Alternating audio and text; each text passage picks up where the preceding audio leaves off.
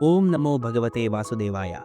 ಯಾವುದೇ ಒಂದು ಕಾರ್ಯವನ್ನು ಕೈಗೊಳ್ಳದಿರುವುದರಿಂದ ನಮಗೆ ಯಶಸ್ಸು ಸಿಗುವುದಿಲ್ಲ. ಆದರೆ ಆ ಕಾರ್ಯವನ್ನು ಅದರ ಪೂರ್ಣ ತೀರ್ಮಾನಕ್ಕೆ ತಲುಪಿಸಿದಾಗ ಮಾತ್ರ ನಾವು ಯಶಸ್ವಿಯಾಗುತ್ತೇವೆ ಎಂದು ಶ್ರೀಕೃಷ್ಣನು ನುಡಿಯುತ್ತಾರೆ. ಇದು ಕೇವಲ ಕರ್ಮವಲ್ಲ, ಇದು ಕರ್ಮದ ಸಂಪೂರ್ಣ ನಿರ್ವಹಣೆಯ ಮಹತ್ವ. ನಿಮ್ಮೆಲ್ಲರಿಗೂ ನಮ್ಮ ಕೃಷ್ಣ ಸಂದೇಶ ವಾಹಿನಿಗೆ ಪ್ರೀತಿಯ ಸುಸ್ವಾಗತ. ಜೈ ಶ್ರೀಕೃಷ್ಣ. ಇಂದು ನಾವು ಸೃಷ್ಟಿಕರ್ತನಾದ ಶ್ರೀಕೃಷ್ಣ ಪರಮಾತ್ಮನು ಅರ್ಜುನನಿಗೆ ಉಪದೇಶಿಸಿದ ಅನನ್ಯ ಗ್ರಂಥವಾದ ಭಗವದ್ಗೀತೆಯ ಮೂಲಕ ಜೀವನದ ಮಾರ್ಗದರ್ಶನ ಮತ್ತು ಮೌಲ್ಯ ಕುರಿತು ಆಳವಾಗಿ ತಿಳಿಯೋಣ. ಭಗವದ್ಗೀತೆಯು ಕೇವಲ ಒಂದು ಧಾರ್ಮಿಕ ಗ್ರಂಥವಲ್ಲ, ಅದು ನಮ್ಮೆಲ್ಲರ ಜೀವನಕ್ಕೆ ಹೊಸ ದೃಷ್ಟಿಕೋನವನ್ನು ನೀಡುವ ದಾರಿದೀಪ. ಜೀವನದ ಪ್ರತಿಯೊಂದು ಸನ್ನಿವೇಶವನ್ನು ನಾವು ಹೇಗೆ ಸ್ವೀಕರಿಸಬೇಕು ಮತ್ತು ವಿಫಲತೆಯನ್ನು ಹೊಸ ಆರಂಭವೆಂದು ಭಾವಿಸಿ ಹೇಗೆ ಮುನ್ನಡೆಯಬೇಕು ಎಂಬ ಪಾಠವನ್ನು ಇದು ನಮಗೆ ಕಲಿಸುತ್ತದೆ. ಧೈರ್ಯ ಮತ್ತು ಸಮತೋಲನವು ಸುಖಮಯ ಮತ್ತು ಯಶಸ್ವಿ ಜೀವನಕ್ಕೆ ಎಷ್ಟು ಮುಖ್ಯ ಎಂಬುದನ್ನು ನಾವು ಈ ಗ್ರಂಥದ ಮೂಲಕ ಅರ್ಥಮಾಡಿಕೊಳ್ಳುತ್ತೇವೆ. ಸಂತೋಷ ಮತ್ತು ದುಃಖಗಳು ಒಂದೇ ನಾಣ್ಯ ಎರಡು ಮುಖಗಳು. ಈ ಲೋಕದಲ್ಲಿ ಸಾವಿರಾರು ದುಃಖಗಳಿವೆ ಎಂದು ನಾವು ಭಾವಿಸುತ್ತೇವೆ, ಆದರೆ ನಾವು ವಾಸ್ತವಿಕವಾಗಿ ಯೋಚಿಸಿದರೆ ನಮ್ಮ ಜೀವನದಲ್ಲಿ ಇರುವುದು ಕೇವಲ ಒಂದು ಮಾತ್ರ ದುಃಖ. ಅದು ಯಾವುದು ಮತ್ತು ಆ ದುಃಖಕ್ಕೆ ಇರುವ ಪರಿಹಾರ ಏನು? ಇದೇ ಸತ್ಯವನ್ನು ನಾವು ಶ್ರೀಕೃಷ್ಣನ ಕಥೆಯ ಮೂಲಕ ಇಂದು ತಿಳಿಯೋಣ. ಆದ್ದರಿಂದ ನಿಮ್ಮೆಲ್ಲರೂ ಈ ಪವಿತ್ರ ಉಪದೇಶವನ್ನು ಮತ್ತು ಕಥೆಯನ್ನು ಅರ್ಧಕ್ಕೆ ಬಿಡುವ ತಪ್ಪನ್ನು ಮಾಡಬೇಡಿ. ಇನ್ನು ಸಂಪೂರ್ಣವಾಗಿ ಆಲಿಸಿದರೆ ಮಾತ್ರ ನಿಮಗೆ ಅಪೇಕ್ಷಿತ ಫಲ ಸಿಗುತ್ತದೆ. ಭಾಗ 1. ಸೋನು ಮತ್ತು ಮೊದಲ ದುಃಖ. Sonu and the first sorrow. ಒಂದಾನೊಂದು ಕಾಲದಲ್ಲಿ ಒಂದು ಹಳ್ಳಿಯಲ್ಲಿ ಸೋನು ಎಂಬ ವ್ಯಕ್ತಿ ವಾಸವಾಗಿದ್ದ. ಆತನು ಅತ್ಯಂತ ಸೋಮಾರಿಯಾಗಿದ್ದ ಮತ್ತು ತನ್ನ ಜೀವನದ ಬಗ್ಗೆ ತುಂಬಾ ನಿರಾಶೆ ಹೊಂದಿದ್ದ. ಇದಕ್ಕೆ ಕಾರಣ ಏನೆಂದರೆ ಆತನು ಅಲ್ಲಿಯವರೆಗೆ ತನ್ನ ಜೀವನದಲ್ಲಿ ಏನನ್ನೂ ಸಾಧಿಸಿರಲಿಲ್ಲ. ಆತನು ಯಾವುದೇ ಕೆಲಸವನ್ನು ಮಾಡಿರಲಿಲ್ಲ. ಆತನ ಕುಟುಂಬದವರು ಕೂಡ ಇದರಿಂದ ಬಹಳ ತೊಂದರೆಗೊಳಗಾಗಿದ್ದರು. ಸೋನು ಹೊರಗೆ ಹೋಗಿ ಯಾವುದಾದರೂ ಉತ್ತಮ ಕೆಲಸವನ್ನು ಮಾಡಬೇಕೆಂದು ಅವರ ಆಸೆ ಇತ್ತು. ಆತನು ಉತ್ತಮ ಉದ್ಯೋಗವನ್ನು ಪಡೆಯಬೇಕಾಗಿತ್ತು. ಆದರೆ ಸೋನು ಅವರ ಮಾತನ್ನು ಕೇಳುತ್ತಿರಲಿಲ್ಲ. ಕುಟುಂಬದ ಸದಸ್ಯರು ಬೇರೆಯವರ ಉದಾಹರಣೆಗಳನ್ನು ನೀಡಿ ನಿರಂತರವಾಗಿ ಆತನನ್ನು ಹೀಯಾಳಿಸುತ್ತಿದ್ದರು, ವಿವಿಧ ರೀತಿಯ ಮಾತುಗಳನ್ನು ಆಡುತ್ತಿದ್ದರು. ಆದರೆ ಆ ಮಾತುಗಳು ಸೋನು ಮೇಲೆ ಯಾವುದೇ ಪರಿಣಾಮ ಬೀರುತ್ತಿರಲಿಲ್ಲ. ಆತನ ಸ್ನೇಹಿತರೆಲ್ಲರೂ ಈಗಾಗಲೇ ಯಶಸ್ವಿಯಾಗಿದ್ದರು. ಕೆಲವರು ಉತ್ತಮ ವ್ಯವಹಾರ ಮಾಡುತ್ತಿದ್ದರೆ ಮತ್ತೆ ಕೆಲವರು ಉತ್ತಮ ನೌಕರಿಯಲ್ಲಿದ್ದರು. ಇದರಿಂದಾಗಿ ಸೋನು ಅವರನ್ನು ಭೇಟಿಯಾದಾಗಲೆಲ್ಲ ಅವರು ತಮ್ಮ ಬಗ್ಗೆ ಉತ್ಸಾಹದಿಂದ ಹೊಗಳಿಕೊಳ್ಳುತ್ತಿದ್ದರು. ಆದರೆ ಸೋನು ಏನನ್ನೂ ಮಾಡದ ಕಾರಣ ಯಾರಾದರೂ ನೀನು ಏನು ಮಾಡುತ್ತಿದ್ದಿ ಎಂದು ಕೇಳಿದಾಗ ಆತನು ಉತ್ತರಿಸಲು ಸಾಧ್ಯವಾಗುತ್ತಿರಲಿಲ್ಲ. ತಾನು ಏನನ್ನೂ ಮಾಡುತ್ತಿಲ್ಲ ಎಂದು ಹೇಳಲು ಆತನಿಗೆ ತೀವ್ರ ನಾಚಿಕೆಯಾಗುತ್ತಿತ್ತು. ಹಾಗಾಗಿ ನಾನು ಪ್ರಯತ್ನಿಸುತ್ತಿದ್ದೇನೆ ಎಂದು ಮಾತ್ರ ಎಲ್ಲರಿಗೂ ಹೇಳುತ್ತಿದ್ದೆನು. ಆದರೆ ಆತನ ಪ್ರಯತ್ನದ ಯಾವುದೇ ಫಲಿತಾಂಶ ಯಾರೂ ನೋಡುತ್ತಿರಲಿಲ್ಲ. ಈಗ ಕಾಲವು ಹೇಗಾಯಿತೆಂದರೆ ಸೋನು ಎಲ್ಲರಿಂದಲೂ ಮುಖವನ್ನು ಅಡಗಿಸಿ ಇಟ್ಟುಕೊಳ್ಳಲು ಶುರು ಮಾಡಿದ. ತಾನು ಏನು ಮಾಡುತ್ತಿದ್ದೇನೆ ಎಂದು ಯಾರೂ ಕೇಳಬಾರದು ಎಂದು ಆತನ ಭಯ. ಇದರಿಂದಾಗಿ ಆತನು ಎಂದಿಗೂ ಜನರ ಮುಂದೆ ಬರುತ್ತಿರಲಿಲ್ಲ. ಕ್ರಮೇಣ ಆತನು ದುಃಖಿತನಾಗಲು ಶುರು ಮಾಡಿದನು, ತೀವ್ರ ಖಿನ್ನತೆಗೆ ಒಳಗಾಗಿದ್ದ. ಈ ಭೂಮಿಯ ಮೇಲೆ ತಾನೊಬ್ಬ ಭಾರ ಎಂದು ಸೋನುಗೆ ಅನಿಸುತ್ತಿತ್ತು. ಇದರಿಂದಾಗಿ ಆತನು ತೀವ್ರ ಏಕಾಂಗಿತನವನ್ನು ಅನುಭವಿಸತೊಡಗಿದನು. ತನ್ನ ಕೈಯಲ್ಲಿ ಏನೂ ಇಲ್ಲದಿದ್ದರೆ ತಾನು ಏನು ಮಾಡಬಹುದು ಎಂದು ಒಂದು ದಿನ ಆತನು ಯೋಚಿಸಲಾರಂಭಿಸಿದನು. ಆತನು ಒಬ್ಬನೇ ಕುಳಿತು ಅಳುತ್ತಿದ್ದನು ಮತ್ತು ನಿರಂತರವಾಗಿ ದೇವರನ್ನು ದೂಷಿಸುತ್ತಿದ್ದನು. ಒಂದು ದಿನ ಆತನು ಮನೆಯಿಂದ ಯಾರಿಗೂ ಕಾಣದಂತೆ ಎಲ್ಲೋ ಹೋಗುತ್ತಿದ್ದಾಗ ದಾರಿಯಲ್ಲಿ ಒಬ್ಬ ಬೌದ್ಧ ಸನ್ಯಾಸಿಯು ಜನರಿಗೆ ಉಪದೇಶ ಮಾಡುತ್ತಿರುವುದನ್ನು ಕಂಡನು. ಆ ಉಪದೇಶದಲ್ಲಿ ಸನ್ಯಾಸಿಯು ದುಃಖದ ಬಗ್ಗೆ ಮಾತನಾಡುತ್ತಿದ್ದನು. ಸೋನು ಯಾರ ಕಣ್ಣಿಗೂ ಬೀಳದಂತೆ ಸ್ವಲ್ಪ ಸಮಯದವರೆಗೆ ಅಲ್ಲಿಯೇ ನಿಂತು ಆ ಬೌದ್ಧ ಸನ್ಯಾಸಿಯ ಉಪದೇಶವನ್ನು ಕೇಳುತ್ತಿದ್ದನು. ಸನ್ಯಾಸಿಯು ತನ್ನ ಪ್ರವಚನದಲ್ಲಿ ಎಲ್ಲರಿಗೂ ಹೀಗೆ ಹೇಳುತ್ತಿದ್ದನು: ದುಃಖವು ನಮ್ಮ ಜೀವನದ ಅತಿದೊಡ್ಡ ಸಂಗಾತಿ. ದುಃಖವು ನಮಗೆ ನಮ್ಮ ಜೀವನದ ಬಗ್ಗೆ ವಿವರಿಸುತ್ತದೆ ಮತ್ತು ಸರಿಯಾಗಿ ಬದುಕುವುದು ಹೇಗೆಂದು ಹೇಳಿಕೊಡುತ್ತದೆ. ಇದು ನಮ್ಮ ಗುರುವಿನಂತೆ. ನಾವು ದುಃಖದಿಂದ ಕಲಿಯಬೇಕು. ನಿಮ್ಮ ದುಃಖಗಳನ್ನು ನಿಮ್ಮ ಜೀವನದಲ್ಲಿ ಗುರುವನ್ನಾಗಿ ಮಾಡಿಕೊಂಡು ಕಲಿಯಬಹುದು, ಇಲ್ಲವೇ ಅದರ ಕುರಿತು ಕುಳಿತುಕೊಳ್ಳಬಹುದು. ಆದರೆ ಅಳುವುದರಿಂದ ನಿಮಗೆ ಯಾವುದೇ ಪ್ರಯೋಜನವಾಗುವುದಿಲ್ಲ. ಬದಲಿಗೆ ದಿನದಿಂದ ದಿನಕ್ಕೆ ನೀವು ದುರ್ಬಲರಾಗುತ್ತೀರಿ ಮತ್ತು ಹೆಚ್ಚು ನಿರಾಶೆಗೊಳ್ಳುತ್ತೀರಿ. ಸೋನು ಆ ಬೌದ್ಧ ಸನ್ಯಾಸಿಯ ಈ ಎಲ್ಲ ಮಾತುಗಳನ್ನು ಗುಟ್ಟಾಗಿ ಕೇಳುತ್ತಿದ್ದ. ಉಪದೇಶ ಮುಗಿದ ತಕ್ಷಣ ಆತನು ಆ ಸನ್ಯಾಸಿಯ ಬಳಿಗೆ ಹೋದನು. ಆತನಿಗೆ ತಲೆಬಾಗಿ ನಮಸ್ಕರಿಸಿ ಹೀಗೆ ಹೇಳಿದನು: ಓ ಮಹಾತ್ಮರೇ, ನೀವು ಈಗಷ್ಟೇ ದುಃಖವನ್ನು ಗುರು ಎಂದು ಕರೆಯುತ್ತಿದ್ದಿರಿ. ದುಃಖಗಳಿಂದ ನಾವು ಕಲಿಯಬೇಕು, ಅದನ್ನು ನಮ್ಮ ಗುರು ಎಂದು ಭಾವಿಸಬೇಕು ಎಂದು ಹೇಳುತ್ತಿದ್ದಿರಿ. ಆದರೆ ನಾನು ಕೂಡ ನನ್ನ ದುಃಖಗಳಿಂದ ತೊಂದರೆಗೊಳಗಾಗಿದ್ದೇನೆ. ನನ್ನ ಜೀವನದಿಂದ ನಾನು ತೀವ್ರವಾಗಿ ಬಳಲುತ್ತಿದ್ದೇನೆ. ನಾನು ಇಂದಿನವರೆಗೆ ಅನುಭವಿಸಿದ ದುಃಖಗಳು ನನಗೆ ಏನನ್ನು ಕಲಿಸಿವೆ ಎಂದು ನನಗೆ ಎಂದಿಗೂ ಅನಿಸಲಿಲ್ಲ. ಬದಲಾಗಿ ಅವು ಯಾವಾಗಲೂ ನನಗೆ ನೋವು ಮತ್ತು ತೊಂದರೆಯನ್ನು ನೀಡುತ್ತಿವೆ ಎಂದು ಅನಿಸುತ್ತದೆ. ದುಃಖದ ನೋವು ಅತ್ಯಂತ ಭಯಾನಕವಾಗಿದೆ. ನಮ್ಮ ಜೀವನ ಇಲ್ಲಿಗೆ ಕೊನೆಗೊಂಡಿತು ಎಂದು ತೋರುತ್ತದೆ. ಇದರ ನಂತರ ನಮಗೆ ಏನೂ ಸಿಗುವುದಿಲ್ಲ. ಜನರು ನಮ್ಮನ್ನು ಹೀಯಾಳಿಸಿದಾಗ, ನೀವು ಏನು ಮಾಡುತ್ತಿದ್ದೀರಿ ಎಂದು ಕೇಳಿದಾಗ ಮನಸ್ಸಿಗೆ ಬಹಳ ಪೆಟ್ಟಾಗುತ್ತದೆ ಮತ್ತು ಅದರ ಮುಂದೆ ಸಾವು ಕಡಿಮೆ ಎನಿಸುತ್ತದೆ. ನಾನು ಅವರಿಗೆ ಏನನ್ನೂ ಹೇಳಲು ಸಾಧ್ಯವಾಗುವುದಿಲ್ಲ. ಸೋನು ಹೇಳಿದ ಎಲ್ಲ ಮಾತುಗಳನ್ನು ಆಲಿಸಿದ ನಂತರ ಬೌದ್ಧ ಸನ್ಯಾಸಿಯು ಸೋನುಗೆ ಉತ್ತರಿಸುತ್ತಾ ಹೀಗೆಂದನು, ಮಗನೇ, ನಿನ್ನ ದುಃಖ ಏನು? ಮತ್ತು ನೀನು ದುಃಖದ ಬಗ್ಗೆ ಏಕೆ ಇಂತಹ ಮಾತುಗಳನ್ನು ಹೇಳುತ್ತಿದ್ದೀಯೆ? ಸೋನು ತನಗೆ ಆದ ಎಲ್ಲಾ ವಿಷಯಗಳನ್ನು ಆ ಸನ್ಯಾಸಿಗೆ ವಿವರಿಸಿದನು.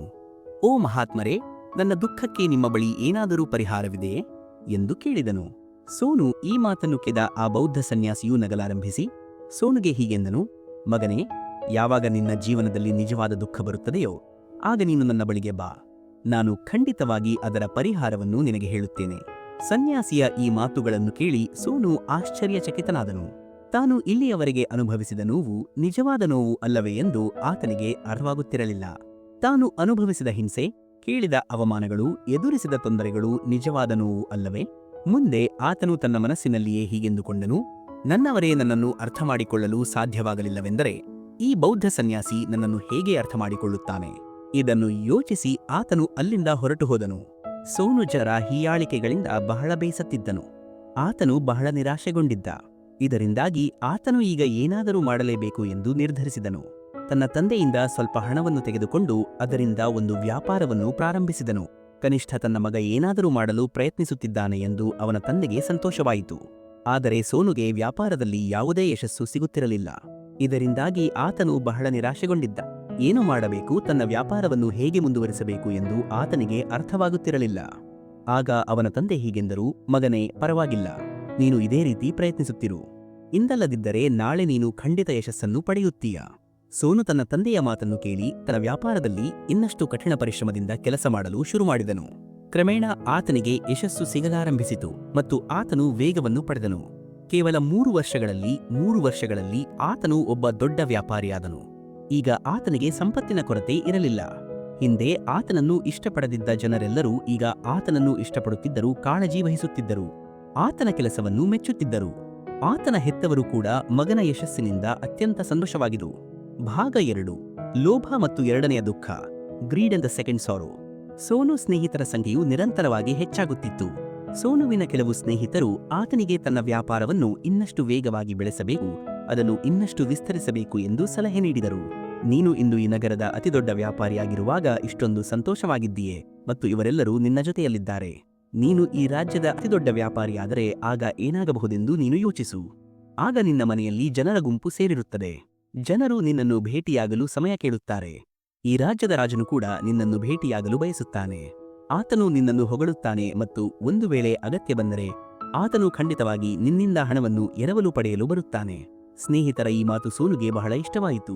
ನನ್ನ ಸ್ನೇಹಿತ ಹೇಳುವುದು ಸರಿಯಾಗಿದೆ. ನಾನು ನನ್ನ ವ್ಯಾಪಾರವನ್ನು ಇನ್ನಷ್ಟು ವಿಸ್ತರಿಸಬೇಕು. ಆಗ ಮಾತ್ರ ಎಲ್ಲರಿಗೂ ನನ್ನ ಬಗ್ಗೆ ತಿಳಿಯುತ್ತದೆ, ಎಲ್ಲರೂ ನನ್ನನ್ನು ಗುರುತಿಸುತ್ತಾರೆ ಎಂದು ಸೋನು ಯೋಚಿಸಿದನು. ತಡ ಮಾಡದೆ ಆತನು ತನ್ನ ಸಮಯವನ್ನು ವ್ಯರ್ಥ ಮಾಡದೆ ತನ್ನ ವ್ಯಾಪಾರದಲ್ಲಿ ಇನ್ನಷ್ಟು ಕಠಿಣ ಪರಿಶ್ರಮದಿಂದ ಕೆಲಸ ಮಾಡಲು ಶುರು ಮಾಡಿದ. ಆದರೆ ಈ ಬಾರಿ ಆತನಲ್ಲಿ ಸಹನೆ ಇರಲಿಲ್ಲ.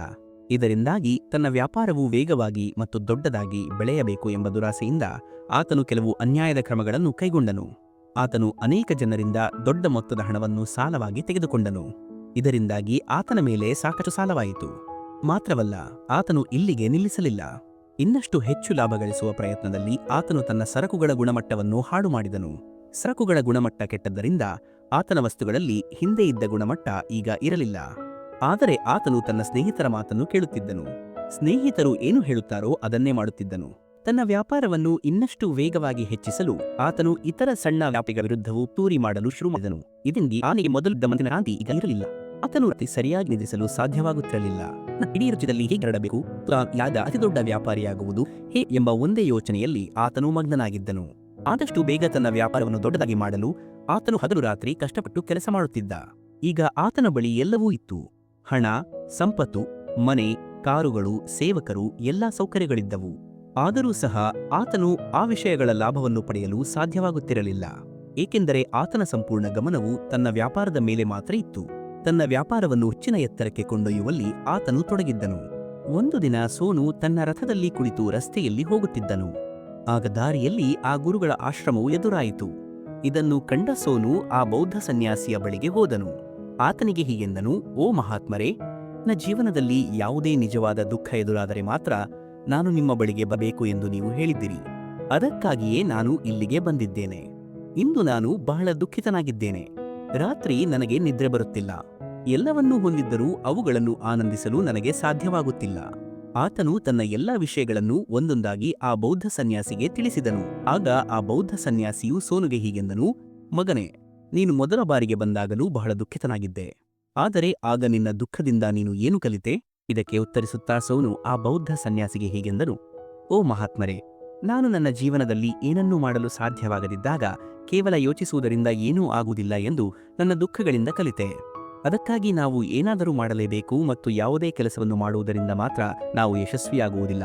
ಆದರೆ ಆ ಕೆಲಸವನ್ನು ಅದರ ತೀರ್ಮಾನಕ್ಕೆ ತಲುಪಿಸಿದರೆ ಮಾತ್ರ ನಾವು ಯಶಸ್ವಿಯಾಗುತ್ತೇವೆ. ದಾರಿಯು ಏನೇ ಇರಲಿ, ಪರಿಸ್ಥಿತಿಗಳು ಏನೇ ಇರಲಿ, ನಿಮ್ಮ ದಾರಿಯಲ್ಲಿ ಎಷ್ಟೇ ಅಡೆತಡೆಗಳು ಬಂದರೂ ನಿಮ್ಮ ಜೀವನದಲ್ಲಿ ಈಗ ಇಲ್ಲ ಮತ್ತು ನೀವು ಏನನ್ನೂ ಮಾಡಲು ಸಾಧ್ಯವಿಲ್ಲ ಎಂದು ಅನಿಸಿದರೂ ಕೂಡ ಧೈರ್ಯವನ್ನು ಇಟ್ಟುಕೊಳ್ಳಬೇಕು. ಭರವಸೆಯನ್ನು ಕಳೆದುಕೊಳ್ಳಬೇಡಿ ಮತ್ತು ನಿಮ್ಮ ಕೆಲಸದಲ್ಲಿ ಸ್ಥಿರವಾಗಿರಿ. ನಾನು ನನ್ನ ಕೆಲಸವನ್ನು ಯಶಸ್ವಿಗೊಳಿಸುವವರೆಗೆ, ನನ್ನ ಗುರಿಯನ್ನು ತಲುಪುವವರೆಗೆ ನಾನು ಈ ಕೆಲಸವನ್ನು ಮಾಡುತ್ತಲೇ ಇರುತ್ತೇನೆ. ನಾನು ಖಂಡಿತವಾಗಿ ಈ ಕೆಲಸದಲ್ಲಿ ಯಶಸ್ವಿಯಾಗುತ್ತೇನೆ ಎಂದು ಆಲೋಚಿಸಬೇಕು. ಬೇರೆ ಜನರು ಯಶಸ್ವಿಯಾದವರಿಗೆ ಮಾತ್ರ ಮಹತ್ವ ನೀಡುತ್ತಾರೆ, ಅವರ ಕಾರ್ಯಗಳಿಗೆ ಅಲ್ಲ. ಸೋನು ಹೇಳಿದ ಈ ಎಲ್ಲ ಮಾತುಗಳನ್ನು ಆಲಿಸಿದ ನಂತರ ಆ ಬೌದ್ಧ ಸನ್ಯಾಸಿಯು ನಗಲಾರಂಭಿಸಿ ಸೋನುಗೆ ಎಂದನು, ಮಗನೇ, ಯಾವಾಗ ನಿನ್ನ ಜೀವನದಲ್ಲಿ ನಿಜವಾದ ದುಃಖ ಬರುತ್ತದೆಯೋ ಆಗ ನೀನು ನನ್ನ ಬಳಿಗೆ ಬಾ. ನಾನು ಖಂಡಿತವಾಗಿ ನಿನ್ನ ಸಮಸ್ಯೆಯನ್ನು ಪರಿಹರಿಸುತ್ತೇನೆ. ಈ ಮಾತು ಹೇಳಿ ಆ ಬೌದ್ಧ ಸನ್ಯಾಸಿಯು ಅಲ್ಲಿಂದ ಎದ್ದು ಹೊರಟು ಹೋದನು. ಈ ಮಾತುಗಳನ್ನು ಮತ್ತೊಮ್ಮೆ ಕೇಳಿದ ಸೋನುಗೆ ಆಶ್ಚರ್ಯವಾಯಿತು. ತಾನು ಇಲ್ಲಿಯವರೆಗೆ ನೋಡಿದ ದುಃಖ, ಅನುಭವಿಸಿದ ತೊಂದರೆಗಳು ನಿಜವಾದ ದುಃಖವಲ್ಲವೇ ಎಂದು ಆತನಿಗೆ ಅರ್ಥವಾಗುತ್ತಿರಲಿಲ್ಲ. ಈಗ ಆತನ ಮನಸ್ಸಿನಲ್ಲಿ ಒಂದು ಪ್ರಶ್ನೆ ಉದ್ಭವಿಸಿತು.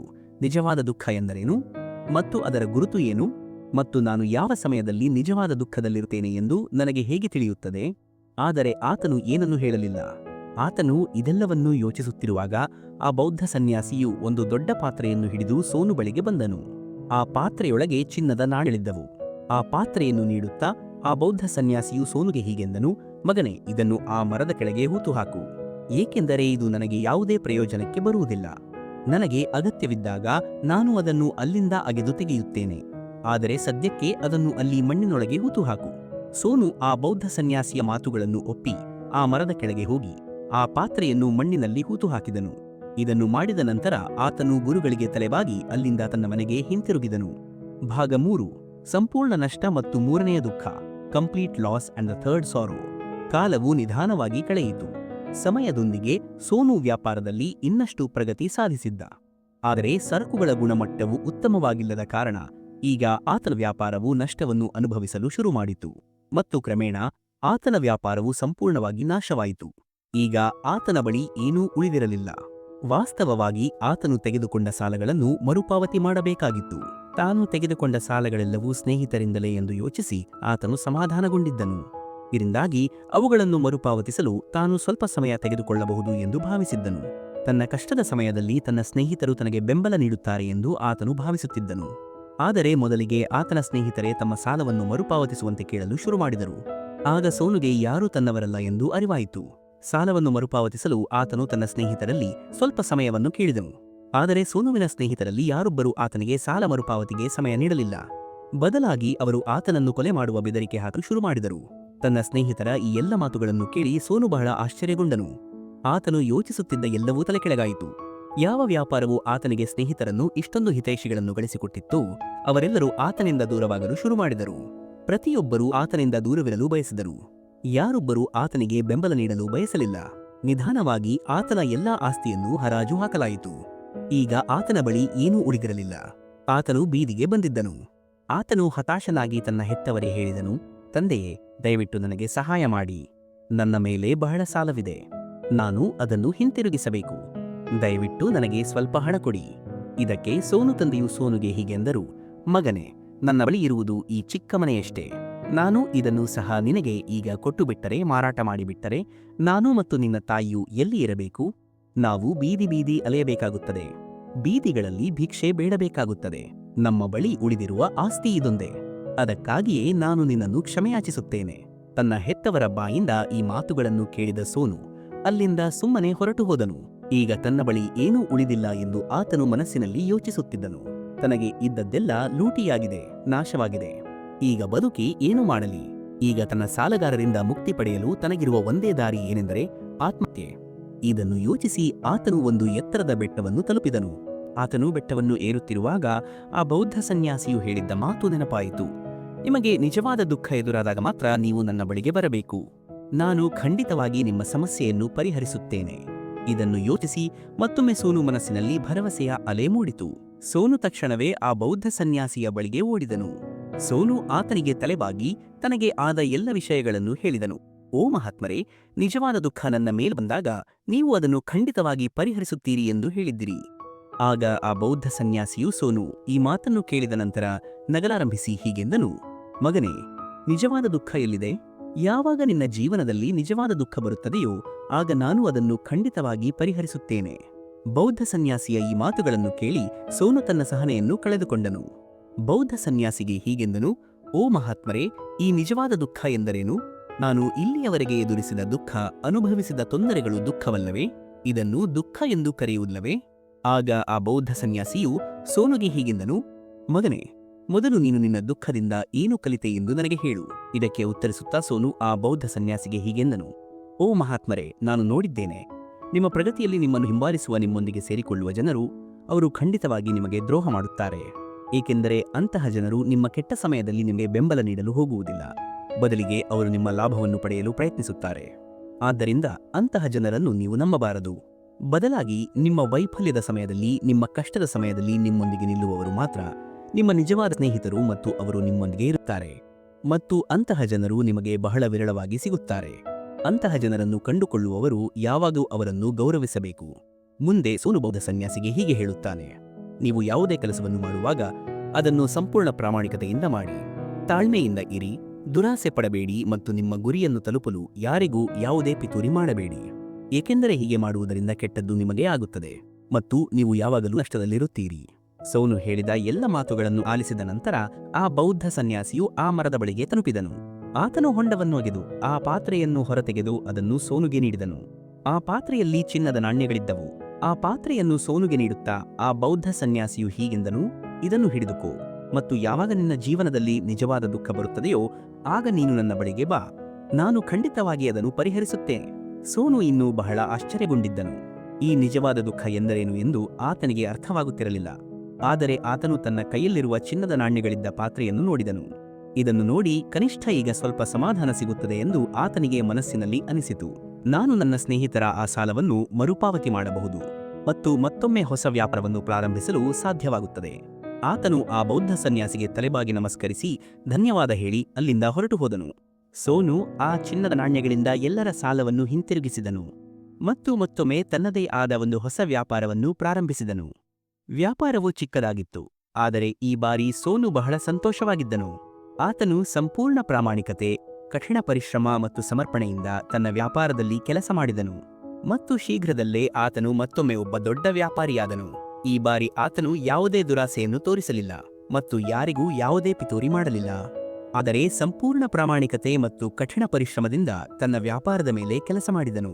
ಆದರೆ ನಾವು ಎಷ್ಟು ಶ್ರೀಮಂತರಾಗುತ್ತೇವೆಯೋ, ಎಷ್ಟು ಸಂಪತ್ತುಳ್ಳವರಾಗುತ್ತೇವೆಯೋ, ಅಷ್ಟೇ ಮತ್ತೊಂದು ಭಯವು ನಮ್ಮ ಮನಸ್ಸಿನಲ್ಲಿ ಮೂಡಲು ಶುರು ಮಾಡುತ್ತದೆ ಮತ್ತು ಅದು ನಮ್ಮ ಸಂಪತ್ತನ್ನು ಕಳೆದುಕೊಳ್ಳದಿರುವ ಭಯ. ಇದರಿಂದಾಗಿ ಜನರು ದಾನ ಮಾಡಲು ಶುರು ಮಾಡುತ್ತಾರೆ, ಒಳ್ಳೆಯ ಕೆಲಸಗಳನ್ನು ಮಾಡಲು ಶುರು ಮಾಡುತ್ತಾರೆ, ತಮ್ಮ ಜೀವನದಲ್ಲಿ ಎಂದಿಗೂ ಯಾವುದೇ ದುಃಖ ಬರಬಾರದು ಎಂದು ಜನರಿಗೆ ಸಹಾಯ ಮಾಡುತ್ತಾರೆ. ಭಾಗ 4, ಅಂತಿಮ ನಷ್ಟ ಮತ್ತು ನೈಜ ದುಃಖ, ಅಲ್ಟಿಮೇಟ್ ಲಾಸ್ ಅಂಡ್ ಟ್ರೂ ಸಾರೋ. ಆದರೆ ಈ ಜೀವನವು ಸುಖ ಮತ್ತು ದುಃಖಗಳ ಸಂಗಮ. ಇದರಿಂದಾಗಿ ಪ್ರತಿಯೊಬ್ಬರೂ ಸುಖ ಮತ್ತು ದುಃಖಗಳ ಮೂಲಕ ಹಾದು ಹೋಗಲೇಬೇಕು. ಇದರಿಂದಾಗಿ ಮತ್ತೊಮ್ಮೆ ಸೋನು ಜೀವನದಲ್ಲಿ ಇನ್ನೊಂದು ದುಃಖವು ಉದ್ಭವಿಸಿತು. ಈ ಬಾರಿ ಆತನ ತಾಯಿ ಮತ್ತು ತಂದೆ ಇಬ್ಬರು ಮರಣ ಹೊಂದಿದರು. ಸೋನು ತನ್ನ ಹೆತ್ತವರನ್ನು ಬಹಳ ಪ್ರೀತಿಸುತ್ತಿದ್ದನು. ಇದರಿಂದಾಗಿ ಆತನ ಮನಸ್ಸಿಗೆ ಬಹಳ ಆಳವಾದ ಆಘಾತವಾಯಿತು. ಆತನು ಕೊನೆಯ ಬಾರಿಗೆ ಅವರನ್ನು ನೋಡುತ್ತಿರುವಾಗ ಸಾವಿರಾರು ಪ್ರಶ್ನೆಗಳು ಅವನ ಮನಸ್ಸಿನಲ್ಲಿ ಮೂಡಲು ಶುರು ಮಾಡಿದವು. ಆತನು ತನ್ನ ಮನೆಗೆ ಹಿಂತಿರುಗಿದನು. ಮನೆಗೆ ಹಿಂದಿರುಗಿದಾಗ ತಾವು ಯಾವಾಗಲೂ ಜಗಳವಾಡುತ್ತಿದ್ದ ಆ ಆಸ್ತಿಯನ್ನು ನೋಡಿಕೊಳ್ಳಲು ಈಗ ಯಾರೂ ಇಲ್ಲ ಎಂದು ಕಂಡನು. ಆತನ ಹೆತ್ತವರು ಮಾಡಿದ ಕಠಿಣ ಪರಿಶ್ರಮ, ತಮ್ಮ ಜೀವನದಲ್ಲಿ ಸಂಗ್ರಹಿಸಿದ್ದೆಲ್ಲವೂ ಇಲ್ಲಿಯೇ ಉಳಿದು ಹೋಯಿತು. ಆದರೆ ಈಗ ಎಲ್ಲವೂ ಮುಗಿದು ಹೋಗಿತ್ತು. ಸೋನು ಮನಸ್ಸು ಬಹಳ ಪ್ರಕ್ಷುಬ್ಧವಾಗುತ್ತಿತ್ತು. ಸಾವಿರಾರು ಪ್ರಶ್ನೆಗಳು ಆತನ ಮನಸ್ಸಿನಲ್ಲಿ ಮೂಡುತ್ತಿದ್ದವು. ಆತನು ಬಹಳ ಏಕಾಂಗಿಯಾಗಿದ್ದನು, ಬಹಳ ಖಾಲಿಯಾಗಿದ್ದನು. ಆತನು ಇಲ್ಲಿ ನೋಡಿದನು, ಅಲ್ಲಿ ನೋಡಿದನು, ಆದರೆ ಆತನಿಗೆ ಏನೂ ಅರ್ಥವಾಗಲಿಲ್ಲ. ಆಗ ಆತನಿಗೆ ಆ ಬೌದ್ಧ ಸನ್ಯಾಸಿಗಳ ನೆನಪಾಯಿತು. ಆತನು ಮತ್ತೊಮ್ಮೆ ತಕ್ಷಣವೇ ಆ ಬೌದ್ಧ ಸನ್ಯಾಸಿಗಳ ಬಳಿಗೆ ತಲುಪಿದನು. ಅವರನ್ನು ಕಂಡ ತಕ್ಷಣ ಆ ಬೌದ್ಧ ಸನ್ಯಾಸಿಯು ಸೋನುಗೆ ಕೇಳಿದರು, ಏನಾಗಿದೆ ಮಗನೇ, ನಿನಗೆ ಮತ್ತೆ ದುಃಖವಾಗಿದೆಯೇ? ಆಗ ಸೋನು ಹೇಳಿದನು, ಇಲ್ಲ ಗುರುದಿರೆ, ಈಗ ಎಲ್ಲವೂ ಸರಿಯಾಗಿದೆ. ಆದರೆ ಇಂದು ನನ್ನ ಹೆತ್ತವು ತೀರಿಕೊಂಡರು ಮತ್ತು ನಾನು ಬಹಳ ಏಕಾಂಗಿಯಾಗಿರ್ತಿದ್ದೇನೆ. ನಾನು ಬಹಳ ದುಃಖಿತನಾಗಿದ್ದೇನೆ. ಏನೋ ಖಾಲಿಯಾಗಿದೆ ಎಂದು ಅನಿಸುತ್ತಿದೆ. ಯಾವುದೋ ಒಂದು ಏಕಾಂಗಿತನ ಕಾಡುತ್ತಿದೆ. ಆಗ ಆ ಬೌದ್ಧ ಸನ್ಯಾಸಿಯು ಸೋನುಗೆ ಹೀಗೆಂದನು, ಮಗನೇ, ಇದರಲ್ಲಿ ದುಃಖಪಡುವನಹದ್ದು ಏನಿದೆ? ಇದೇ ಜೀವನ. ಒಂದು ದಿನ ಪ್ರತಿಯೊಬ್ಬರೂ ಹೋಗಲೇಬೇಕು. ಯಾರೂ ಇಲ್ಲಿ ಶಾಶ್ವತವಾಗಿ ಬದುಕಲು ಬಂದಿಲ್ಲ ಮತ್ತು ಯಾರೂ ಇಲ್ಲಿ ಉಳಿಯುವುದಿಲ್ಲ. ನಾವೆಲ್ಲರೂ ಒಂದು ದಿನ ಸಾಯುತ್ತೇವೆ ಮತ್ತು ಸಾವು ಯಾವಾಗ ಬರುತ್ತದೆ ಎಂದು ಯಾರಿಗೂ ತಿಳಿದಿಲ್ಲ. ನೀನು ನಾಳೆ ಅಥವಾ ಇಂದು ಮತ್ತು ಇದೇ ಕ್ಷಣದಲ್ಲಿ ಸಾಯಬಹುದು. ಇದನ್ನು ಕೇಳಿ ಸೋನುಗೆ ಆಶ್ಚರ್ಯವಾಯಿತು. ಆತನು ಆ ಬೌದ್ಧ ಸನ್ಯಾಸಿಗಳಿಗೆ ಹೀಗೆಂದನು, ಓ ಮಹಾರಾಜರೇ, ನೀವು ಏನು ಹೇಳುತ್ತಿದ್ದೀರಿ? ನಾನು ಇನ್ನೂ ಚಿಕ್ಕವನು ಮತ್ತು ನಾನು ನನ್ನ ಇಡೀ ಜೀವನವನ್ನು ಬದುಕಬೇಕಾಗಿದೆ. ನಾನು ಬದುಕಲು ಬಯಸುತ್ತೇನೆ, ಏನಾದರೂ ಮಾಡಲು ಬಯಸುತ್ತೇನೆ ಮತ್ತು ನೀವು ನಾನು ಯಾವಾಗ ಬೇಕಾದರೂ ಸಾಯಬಹುದು ಎಂದು ಹೇಳುತ್ತಿದ್ದೀರಿ. ಇದಕ್ಕೆ ಬೌದ್ಧ ಸನ್ಯಾಸಿಯು ಸೋನುಗೆ ಹೀಗೆಂದನು, ಸಾವು ಕೇವಲ ವೃದ್ಧರಿಗೆ ಮಾತ್ರ ಬರುತ್ತದೆ ಎಂಬ ಭ್ರಮೆಯಲ್ಲಿ ನೀನಿರಬೇಡ. ವೃದ್ಧರ ಮುಂದೆ ಚಿಕ್ಕ ಮಕ್ಕಳು ಸಹ ಸಾಯುತ್ತಾರೆ. ಸಾವು ಎಂದಿಗೂ ಯಾರ ವಯಸ್ಸನ್ನು ನೋಡಿ ಬರುವುದಿಲ್ಲ ಮತ್ತು ಯಾರಿಗೂ ತಿಳಿಸಿ ಬರುವುದಿಲ್ಲ. ಆ ಬೌದ್ಧ ಸನ್ಯಾಸಿಯ ಬಾಯಿಂದ ಈ ಎಲ್ಲ ಮಾತುಗಳನ್ನು ಕೇಳಿ ಸೋನು ಇನ್ನಷ್ಟು ಪ್ರಕ್ಷುಬ್ಧನಾದನು ಮತ್ತು ಅಲ್ಲಿಂದ ಸುಮ್ಮನೆ ಹೊರಟು ಹೋದನು. ಅವನ ಮನಸ್ಸಿನೊಳಗಿನ ಆ ಖಾಲಿತನವು ಇನ್ನೂ ಹಾಗೆಯೇ ಇತ್ತು. ಆತನು ಬಹಳ ಏಕಾಂಗಿಯಾಗಿದ್ದನು. ಅದರ ನಂತರ ಆತನಿಗೆ ತನ್ನ ವ್ಯಾಪಾರವನ್ನು ಮಾಡಲು ಸಹ ಮನಸ್ಸು ಬರಲಿಲ್ಲ. ಆತನು ಯಾವುದೇ ಕೆಲಸ ಮಾಡಿದಾಗಲೂ ಅವನ ಮನಸ್ಸಿನಲ್ಲಿ ಅನೇಕ ಪ್ರಶ್ನೆಗಳು ಮೂಡಲು ಶುರುಮಾಡಿದವು. ತಾನು ಏನು ಮಾಡುತ್ತಿದ್ದೇನೆ, ಏಕೆ ಮಾಡುತ್ತಿದ್ದೇನೆ ಮತ್ತು ಏಕೆ ಈ ಕೆಲಸವನ್ನು ಮಾಡಿದನು? ಈಗ ಆತನ ಮನಸ್ಸಿನಲ್ಲಿ ಮತ್ತೊಂದು ಪ್ರಶ್ನೆ ಉದ್ಭವಿಸಿತು. ನಾವು ಈ ಜೀವನವನ್ನು ಆನಂದಿಸಲು ಮತ್ತು ಒಂದು ದಿನ ಸಾಯಲು ಮಾತ್ರ ಇಲ್ಲಿಗೆ ಬರುತ್ತೇವೆ? ಜೀವನದ ನಿಜವಾದ ಅರ್ಥವೇನು ಎಂದು ಆತನಿಗೆ ಅರ್ಥವಾಗುತ್ತಿರಲಿಲ್ಲ. ಆತನು ಅನೇಕ ವಿದ್ವಾಂಸರನ್ನು ಕೇಳಿದನು ಮತ್ತು ತನಗೆ ಸಾಧ್ಯವಾದದ್ದೆಲ್ಲವನ್ನೂ ಮಾಡಿದನು. ಆದರೆ ಆತನಿಗೆ ಯಾವುದೇ ಉತ್ತರ ಸಿಗಲಿಲ್ಲ. ಯಾವುದೇ ಉತ್ತರ ಸಿಗದಿದ್ದಾಗ ಆತನ ದುಃಖವು ಇನ್ನಷ್ಟು ಹೆಚ್ಚಾಯಿತು. ಇದರಿಂದಾಗಿ ಅವನ ಪ್ರಕ್ಷುಬ್ಧತೆಯು ಇನ್ನಷ್ಟು ಹೆಚ್ಚಾಗಿತ್ತು. ಏನು ಮಾಡಬೇಕು, ಎಲ್ಲಿಗೆ ಹೋಗಬೇಕು, ಯಾರನ್ನು ಕೇಳಬೇಕು ಎಂದು ಆತನಿಗೆ ಅರ್ಥವಾಗುತ್ತಿರಲಿಲ್ಲ. ಆಗ ಆತನಿಗೆ ಮತ್ತೊಮ್ಮೆ ಆ ಬೌದ್ಧ ಸನ್ಯಾಸಿಗಳ ನೆನಪಾಯಿತು. ಆತನು ಮತ್ತೊಮ್ಮೆ ಆ ಬೌದ್ಧ ಸನ್ಯಾಸಿಗಳ ಬಳಿಗೆ ತಲುಪಿ ತನ್ನ ಮನಸ್ಸಿನಲ್ಲಿರುವ ಎಲ್ಲಾ ವಿಷಯಗಳನ್ನು ಆ ಗುರುಗಳಿಗೆ ತಿಳಿಸಿದನು. ಆಗ ಆ ಬೌದ್ಧ ಸನ್ಯಾಸಿಯು ನಗಲಾರಂಭಿಸಿ ಸೋನುಗೆ ಹೀಗೆಂದನು, ಮಗನೇ, ಇಂದು ಮೊದಲ ಬಾರಿಗೆ ನಿನ್ನ ಜೀವನದಲ್ಲಿ ನಿಜವಾದ ದುಃಖವು ಉದ್ಭವಿಸಿದೆ. ವಾಸ್ತವದಲ್ಲಿ ಇದನ್ನು ನಾವು ದುಃಖ ಎಂದು ಕರೆಯಬಹುದು. ದುಃಖ ಎಂದು ಕರೆಯಲು ಯೋಗ್ಯವಾದ ದುಃಖವೆಂದರೆ ನಾವು ಏನು ಮಾಡುತ್ತಿದ್ದೇವೆ, ಎಲ್ಲಿಗೆ ಹೋಗುತ್ತಿದ್ದೇವೆ, ಏಕೆ ಹೋಗುತ್ತಿದ್ದೇವೆ, ಯಾರು ಇದು, ಏನು ಇದು, ಏಕೆ ಇದು, ನಾವು ಏನು ಮಾಡಲು ಬಯಸುತ್ತೇವೆ ಎಂದು ನಮಗೆ ತಿಳಿದಿಲ್ಲ. ಆಗ ಸೋನು ಹೇಳಿದನು, ಓ ಮಹಾತ್ಮರೇ, ದಯವಿಟ್ಟು ನನ್ನ ದುಃಖವನ್ನು ಪರಿಹರಿಸಿ. ನನಗೆ ಈ ದುಃಖಕ್ಕೆ ಒಂದು ಪರಿಹಾರವನ್ನು ನೀಡಿ. ಆಗ ಆ ಬೌದ್ಧ ಸನ್ಯಾಸಿಯು ಸೋನುಗೆ ಹೀಗೆಂದನು, ಕೋಪ, ದುರಾಸೆ, ಲೋಭದಂತಹ ಅನೇಕ ಆಸೆಗಳು ನಮ್ಮೆಲ್ಲರೊಳಗೆ ನೆಲೆಸಿವೆ. ಇದರಿಂದಾಗಿ ನಾವು ನಮ್ಮ ಜೀವನವನ್ನು ತುಂಡು ತುಂಡಾಗಿ ಬದುಕುತ್ತೇವೆ ಮತ್ತು ನಮ್ಮ ಪ್ರಜ್ಞೆಯು ಎಂದಿಗೂ ಒಂದಾಗುವುದಿಲ್ಲ. ನಾವು ಎಂದಿಗೂ ಒಂದೇ ಸ್ಥಳದಲ್ಲಿ ಯೋಚಿಸಲು ಸಾಧ್ಯವಿಲ್ಲ, ಎಂದಿಗೂ ಅರ್ಥ ಮಾಡಿಕೊಳ್ಳಲು ಸಾಧ್ಯವಿಲ್ಲ ಮತ್ತು ನಮ್ಮ ಶಕ್ತಿಯು ಸಂಪೂರ್ಣವಾಗಿ ಛಿದ್ರವಾಗುತ್ತದೆ. ಮತ್ತು ಇಂದಿನ ಯುಗದಲ್ಲಿ ಒಂದು ಕ್ಷಣ ತೆಗೆದುಕೊಂಡು ನಮ್ಮ ಬಗ್ಗೆ ನಾವೇ ಹಿಂತಿರುಗಿ ನೋಡಲು ನಮಗೆ ಸಾಕಷ್ಟು ಸಮಯವಿಲ್ಲ. ನಮ್ಮನ್ನು ಅರ್ಥ ಮಾಡಿಕೊಳ್ಳಲು ಸಮಯವಿಲ್ಲ. ವಾಸ್ತವದಲ್ಲಿ ಇಲ್ಲಿ ಪ್ರತಿಯೊಬ್ಬರೂ ತಮ್ಮ ಇಡೀ ಜೀವನದುದ್ದಕ್ಕೂ ದುಃಖ ದುಃಖ ಎಂದು ಕೂಗುತ್ತಲೇ ಇರುತ್ತಾರೆ. ಅದಕ್ಕೆ ಪರಿಹಾರವನ್ನು ಕಂಡುಹಿಡಿಯಲು ಸಾಧ್ಯವಿರುವ ಎಲ್ಲಾ ಪ್ರಯತ್ನಗಳನ್ನು ಮಾಡುತ್ತಾರೆ. ಆದರೆ ನಾವು ದುಃಖ ಎಂದು ಪರಿಗಣಿಸುವುದು ದುಃಖವೇ ಅಲ್ಲ. ಹಾಗಾದರೆ ಅದರ ಪರಿಹಾರವನ್ನು ನೀವು ಎಲ್ಲಿ ಕಂಡುಕೊಳ್ಳುತ್ತೀರಿ? ಇವು ಕೇವಲ ಪರಿಸ್ಥಿತಿಗಳು. ಇದರಿಂದಾಗಿ ನಾವು ನಮ್ಮನ್ನು ದುಃಖಿತರು ಎಂದು ಪರಿಗಣಿಸುತ್ತೇವೆ. ನಾವು ನಮ್ಮನ್ನು ತೊಂದರೆಯಲ್ಲಿರುವವರು ಎಂದು ಪರಿಗಣಿಸುತ್ತೇವೆ. ನಾವು ಒಂದು ಪರಿಸ್ಥಿತಿಯಿಂದ ಹೊರಬಂದ ತಕ್ಷಣ ನಾವು ಮತ್ತೊಂದು ಪರಿಸ್ಥಿತಿಯಲ್ಲಿ ಸಿಲುಕಿಕೊಳ್ಳುತ್ತೇವೆ. ನಾವು ಮೊದಲ ಸಮಸ್ಯೆಯನ್ನು ಹೇಗೆ ಎದುರಿಸುತ್ತೇವೆಯೋ ಅದೇ ರೀತಿ ಎರಡನೇ ಸಮಸ್ಯೆಯನ್ನು ಸಹ ಎದುರಿಸುತ್ತಲೇ ಇರುತ್ತೇವೆ. ಮತ್ತು ಯಾವಾಗ ನಾವು ಈ ಪರಿಸ್ಥಿತಿಗಳಿಗೆ ಶರಣಾಗುತ್ತೇವೆಯೋ, ಈಗ ಬೇರೆ ದಾರಿ ಉಳಿದಿಲ್ಲ ಎಂದು ನಮಗೆ ಅನಿಸುತ್ತದೆಯೋ, ಆಗ ನಮ್ಮ ಮುಂದೆ ಕೇವಲ ಒಂದೇ ದಾರಿ ಕಾಣುತ್ತದೆ ಮತ್ತು ಅದು ಸಾವು. ಆದರೆ ಇದು ಪರಿಹಾರವಲ್ಲ, ಇದು ದಾರಿಯಲ್ಲ. ಆದ್ದರಿಂದ ನೀವು ನಿಜವಾಗಿಯೂ ನಿಮ್ಮ ಸಮಸ್ಯೆಗಳಿಗೆ ಪರಿಹಾರವನ್ನು ಬಯಸಿದರೆ ನಿಮ್ಮನ್ನು ನೀವೇ ಒಟ್ಟುಗೂಡಿಸಲು ಕಲಿಯಿರಿ. ನಿಮ್ಮ ಶಕ್ತಿಯನ್ನು ಈ ಜಗತ್ತಿಗೆ ಹಿಂತಿರುಗಿಸಿ, ಅದನ್ನು ಒಗ್ಗೂಡಿಸಿ ಮತ್ತು ನಿಮ್ಮ ಮೇಲೆ ಕೇಂದ್ರೀಕರಿಸಿ. ಸಾವಿಗೂ ಮೊದಲು ನಿಮ್ಮನ್ನು ನೀವು ಗುರುತಿಸಿ, ನಿಮ್ಮನ್ನು ನೀವು ತಿಳಿದುಕೊಳ್ಳಿ, ನಿಮ್ಮನ್ನು ನೀವು ಛಿದ್ರವಾಗಲು ಬಿಡಬೇಡಿ. ಆಗ ಸೋನು ಆ ಬೌದ್ಧ ಸನ್ಯಾಸಿಗೆ ಹೀಗೆಂದನು, ಓ ಮಹಾರಾಜರೇ, ಹಾಗಾದರೆ ನಾವು ಈ ಜೀವನವನ್ನು ಬದುಕಬಾರದೆ? ನಮ್ಮ ಆಸೆಗಳನ್ನು ಪೂರೈಸಿಕೊಳ್ಳಬಾರದೆ? ಬೌದ್ಧ ಸನ್ಯಾಸಿಯು ಸೋನುವಿನ ಪ್ರಶ್ನೆಗೆ ಉತ್ತರಿಸಿ ಹೀಗೆಂದನು, ನಾವು ಯಾರ ಮೇಲೂ ಅಂಟಿಕೊಳ್ಳಬಾರದು. ನಾವು ನಮ್ಮ ಆಸೆಗಳನ್ನು ಕೊಲ್ಲಬೇಕು ಮತ್ತು ಇತರರೊಂದಿಗೆ ಅಂಟಿಕೊಳ್ಳಬೇಕು. ನಾವು ನೀಡಬೇಕು, ನಾವು ಸಂಪತ್ತನ್ನು ಸಂಗ್ರಹಿಸಬಾರದು. ಏಕೆಂದರೆ ನಮ್ಮ ಮಾನವರ ಆಸೆಗಳು, ಇಚ್ಛೆಗಳು, ಕಾಮಗಳು ಪರ್ವತದಿಂದ ಬೀಳುವ ಜಲಪಾತದಂತಿವೆ. ಅದರ ಮೇಲೆ ಯಾರ ನಿಯಂತ್ರಣವೂ ಇರುವುದಿಲ್ಲ. ಅದನ್ನು ನೋಡುತ್ತಾ ತೊಂದರೆಗೊಳಗಾಗುತ್ತಾ ಇರುತ್ತೇವೆ. ಆದರೆ ಯಾವಾಗ ನೀವು ನಿಮ್ಮ ಕಡೆಗೆ ಗಮನ ಕೊಡಲು ಶುರು ಮಾಡುತ್ತೀರೋ ಆಗ ನೀವು ನಿಮ್ಮನ್ನು ಗುರುತಿಸುತ್ತೀರಿ, ನಿಮ್ಮನ್ನು ಅರ್ಥ ಮಾಡಿಕೊಳ್ಳುತ್ತೀರಿ. ಆಗ ನೀವು ಅದರ ಮೇಲೆ ನಿಯಂತ್ರಣ ಸಾಧಿಸಬಹುದು. ಆಗ ಆಸೆಗಳು ಕೂಡ ನಿಮ್ಮ ನಿಯಂತ್ರಣದಲ್ಲಿರುತ್ತವೆ ಮತ್ತು ನಂತರ ನೀವು ಬಯಸಿದರೆ ನೀವು ಖಂಡಿತವಾಗಿ ಆ ಆಸೆಗಳನ್ನು ಪೂರೈಸಿಕೊಳ್ಳಬಹುದು. ಗುರುದೇವರ ಈ ಎಲ್ಲ ಮಾತುಗಳನ್ನು ಆಲಿಸಿದ ನಂತರ ಸೋನು ಗುರುದೇವರ ಬಳಿ ಹೀಗೆಂದನು, ಓ ಮಹಾರಾಜರೇ, ನಿಮಗೆ ಬಹಳ ಧನ್ಯವಾದಗಳು. ಇಂದು ನೀವು ನನ್ನ ಅತಿದೊಡ್ಡ ಸಮಸ್ಯೆಯನ್ನು ಪರಿಹರಿಸಿದ್ದೀರಿ. ಇಂದಿನಿಂದ ನಾನು ನನ್ನನ್ನು ಒಟ್ಟುಗೂಡಿಸುತ್ತೇನೆ. ಗುರುದೇವರೇ, ಮಾನವ ದೇಹದಲ್ಲಿ ಬಹಳಷ್ಟು ಶಕ್ತಿ ಇದೆ, ಬಹಳಷ್ಟು ಸಾಮರ್ಥ್ಯವಿದೆ. ಆದರೆ ಅದು ಅನುಪಯುಕ್ತ ಕೆಲಸಗಳಲ್ಲಿ ವ್ಯಯವಾಗುತ್ತದೆ. ಇದರಿಂದಾಗಿ ನಮ್ಮ ಜೀವನವು ಅನುಪಯುಕ್ತ ವಿಷಯಗಳಲ್ಲಿ ಕಳೆದು ಹೋಗುತ್ತದೆ. ಆದರೆ ನಾವು ಎಂದಿಗೂ ಇದಕ್ಕೆ ಗಮನ ಕೊಡುವುದಿಲ್ಲ. ನಾವು ನಮ್ಮ ಶಕ್ತಿಯನ್ನು ಎಂದಿಗೂ ಕೇಂದ್ರೀಕರಿಸುವುದಿಲ್ಲ. ನಾವು ನಮ್ಮ ಬಗ್ಗೆ ಎಂದಿಗೂ ಗಮನ ಕೊಡುವುದಿಲ್ಲ. ನಮ್ಮ ಜೀವನವು ಇದೇ ರೀತಿ ಇದೆ. ನಮ್ಮ ಜೀವನದಲ್ಲಿ ಏಕೆ ಇಷ್ಟೊಂದು ದುಃಖವಿದೆ ಎಂದು ನಾವು ಯಾವಾಗಲೂ ನಮ್ಮನ್ನೇ ಕೇಳಿಕೊಳ್ಳುತ್ತಿರುತ್ತೇವೆ. ಈ ಪ್ರಶ್ನೆ ನಮ್ಮೆಲ್ಲರ ಮನಸ್ಸಿನಲ್ಲಿ ಖಂಡಿತವಾಗಿ ಉದ್ಭವಿಸುತ್ತದೆ. ಮತ್ತು ಇದಕ್ಕೆ ಉತ್ತರ ಏನೆಂದರೆ, ದೇವರು ನಮ್ಮ ಜೀವನದ ಕೊನೆಯ ದುಃಖವನ್ನು ತಲುಪಬೇಕೆಂದು ಬಯಸುತ್ತಾನೆ, ಆಳವನ್ನು ತಲುಪಬೇಕೆಂದು ಬಯಸುತ್ತಾನೆ. ಅಲ್ಲಿ ನಮಗೆ ನಾವು ಇನ್ನೂ ನಮ್ಮನ್ನು ತಿಳಿದಿಲ್ಲ ಎಂದು ತಿಳಿಯಬಹುದು. ನಾವು ನಮ್ಮನ್ನು ಗುರುತಿಸಿಲ್ಲ. ಮಾನವ ದೇಹದೊಳಗಿರುವ ಆ ಶಕ್ತಿ, ಸಾಮರ್ಥ್ಯದ ಬಗ್ಗೆ ನಮಗೆ ಇನ್ನೂ ತಿಳಿದಿಲ್ಲ. ನಾವು ಬಯಸಿದರೆ ನಮ್ಮನ್ನು ನಾವು ಒಟ್ಟುಗೂಡಿಸಬಹುದು, ನಮ್ಮ ಮೇಲೆ ನಿಯಂತ್ರಣ ಸಾಧಿಸಬಹುದು. ಆದರೆ ನಾವು ನಮ್ಮ ಈ ಶಕ್ತಿಯನ್ನು ವ್ಯರ್ಥವಾಗಿ ಬಳಸುತ್ತಿರುತ್ತೇವೆ. ಅನುಪಯುಕ್ತ ವಿಷಯಗಳಲ್ಲಿ ಅದನ್ನು ಕಳೆಯುತ್ತೇವೆ. ಇದರಿಂದಾಗಿ ನಾವು ಎಂದಿಗೂ ನಮ್ಮನ್ನು ಗುರುತಿಸಲು ಸಾಧ್ಯವಾಗುವುದಿಲ್ಲ ಮತ್ತು ನಮ್ಮ ಮೇಲೆ ಎಂದಿಗೂ ನಿಯಂತ್ರಣ ಸಾಧಿಸಲು ಸಾಧ್ಯವಾಗುವುದಿಲ್ಲ.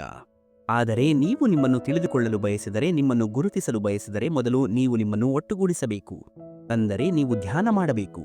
ಧ್ಯಾನದ ಮೂಲಕ ಮಾತ್ರ ನೀವು ನಿಮ್ಮ ದುಃಖಗಳ ಆ ಸಮಸ್ಯೆಗಳಿಗೆ ಪರಿಹಾರವನ್ನು ಕಂಡುಕೊಳ್ಳಬಹುದು ಮತ್ತು ಆಗ ಮಾತ್ರ ನೀವು ನಿಮ್ಮನ್ನು ಗುರುತಿಸಬಹುದು, ನಿಮ್ಮನ್ನು ತಿಳಿದುಕೊಳ್ಳಬಹುದು ಮತ್ತು ನಿಮ್ಮ ಜೀವನದ ಪ್ರತಿಯೊಂದು ದುಃಖವನ್ನು ಸಹ ಪರಿಹರಿಸಬಹುದು. ತುಂಬಿರುವ ಪೊರಕೆಯಲ್ಲಿ ಗಂಟು ಇರುವವರೆಗೂ ಅದು ಕಸವನ್ನು ಸ್ವಚ್ಛಗೊಳಿಸುತ್ತದೆ. ಗಂಟು ಸಡಿಲವಾದಾಗ ಆ ಪೊರಕೆಯೇ ಕಸವಾಗುತ್ತದೆ. ಆದ್ದರಿಂದ ಯಾವಾಗಲೂ ನಿಮ್ಮ ಪ್ರೀತಿಪಾತ್ರರೊಂದಿಗೆ ಸಂಪರ್ಕದಲ್ಲಿರಿ, ಏಕೆಂದರೆ ವೈವಿಧ್ಯತೆಯಲ್ಲಿ ಏಕತೆ ಇದೆ. ಭಾಗ 5, ಗೀತಾ ಸಾರ ಮತ್ತು ಜೀವನದ ಮಾರ್ಗದರ್ಶನ. Gita essence and life guidance. ಶ್ರೀಕೃಷ್ಣನು ಹೇಳುತ್ತಾನೆ, ನಾವು ಮಲಗಿರುವಾಗ ಕಾಣುವ ಕನಸುಗಳು ನನಸಾಗುವುದಿಲ್ಲ.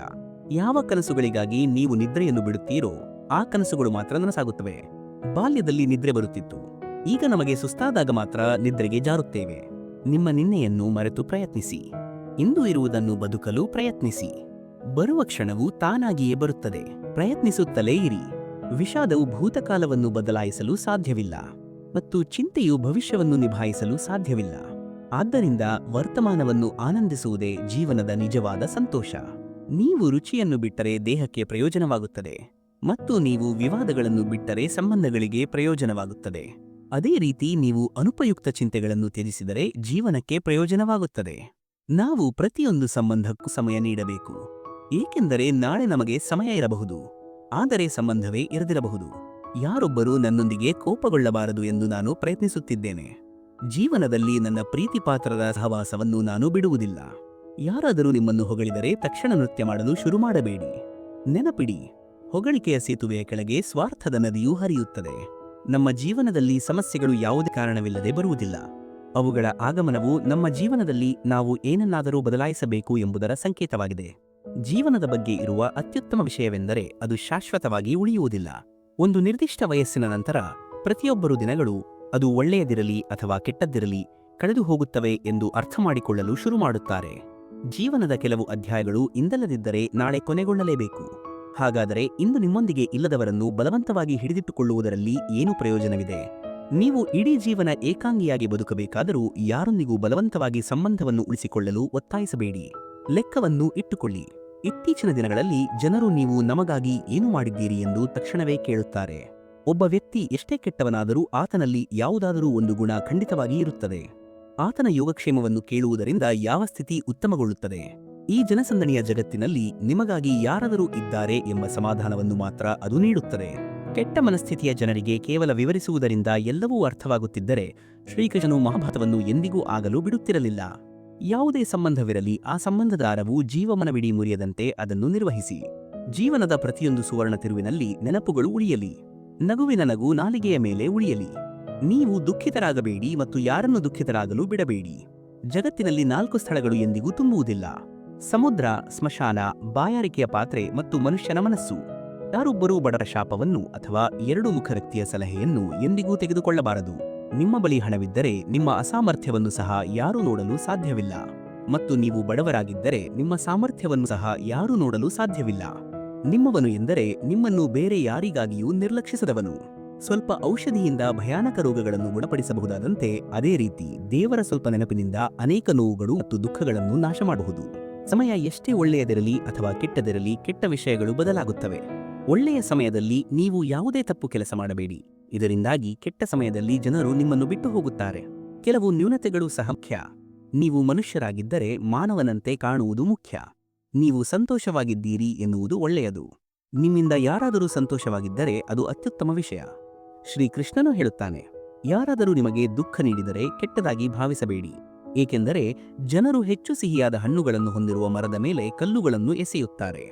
ಮನುಷ್ಯನು ಕೀಲಿ ಇಲ್ಲದೆ ಬೀಗವನ್ನು ಮಾಡಲು ಸಾಧ್ಯವಿಲ್ಲವಾದರೆ ಆತನು ಇನ್ನೂ ದೇವರು. ಆತನು ಪರಿಹಾರವಿಲ್ಲದ ಸಮಸ್ಯೆಯನ್ನು ಏಕೆ ಸೃಷ್ಟಿಸುತ್ತಾನೆ? ಮೌನವಾಗಿರುವುದು ಒಂದು ಸಾಧನೆ, ಮತ್ತು ಯೋಚಿಸಿದ ನಂತರ ಮಾತನಾಡುವುದು ಒಂದು ಕಲೆ. ನೀವು ಯಾವ ಪರಿಸ್ಥಿತಿಗಳಲ್ಲಿ ಬದುಕುತ್ತಿದ್ದೀರಿ ಎಂದು ಯಾರೂ ತಲೆಕೆಡಿಸಿಕೊಳ್ಳುವುದಿಲ್ಲ. ನಿಮ್ಮ ಪರಿಸ್ಥಿತಿಗಳನ್ನು ನೀವೇ ಬದಲಾಯಿಸಬೇಕು. ಜಗತ್ತಿನಲ್ಲಿ ಯಾವುದೂ ನಿಮ್ಮ ಮನಸ್ಸಿನ ಶಾಂತಿಯನ್ನು ಕದಡಲು ಸಾಧ್ಯವಿಲ್ಲ ಎಂದು ನಿಮ್ಮೊಂದಿಗೆ ನೀವು ಪ್ರತಿಜ್ಞೆ ಮಾಡಿ. ಯಾರ ಜೀವನದಲ್ಲಿ ನಿಮ್ಮ ಸ್ಥಾನದಲ್ಲಿ ಬೇರೊಬ್ಬರು ಬಂದಾಗ ನೀವು ಹಿಂದೆ ಸರಿಯುವುದು ಉತ್ತಮ. ಸಾಮಾನ್ಯವಾಗಿ ಒಬ್ಬ ವ್ಯಕ್ತಿ ತನಗೆ ಇರುವ ಏಕೈಕ ಸಮಾಧಾನದ ಸಂಬಂಧಗಳಿಂದಲೇ ಬೇಸರಗೊಳ್ಳುತ್ತಾನೆ.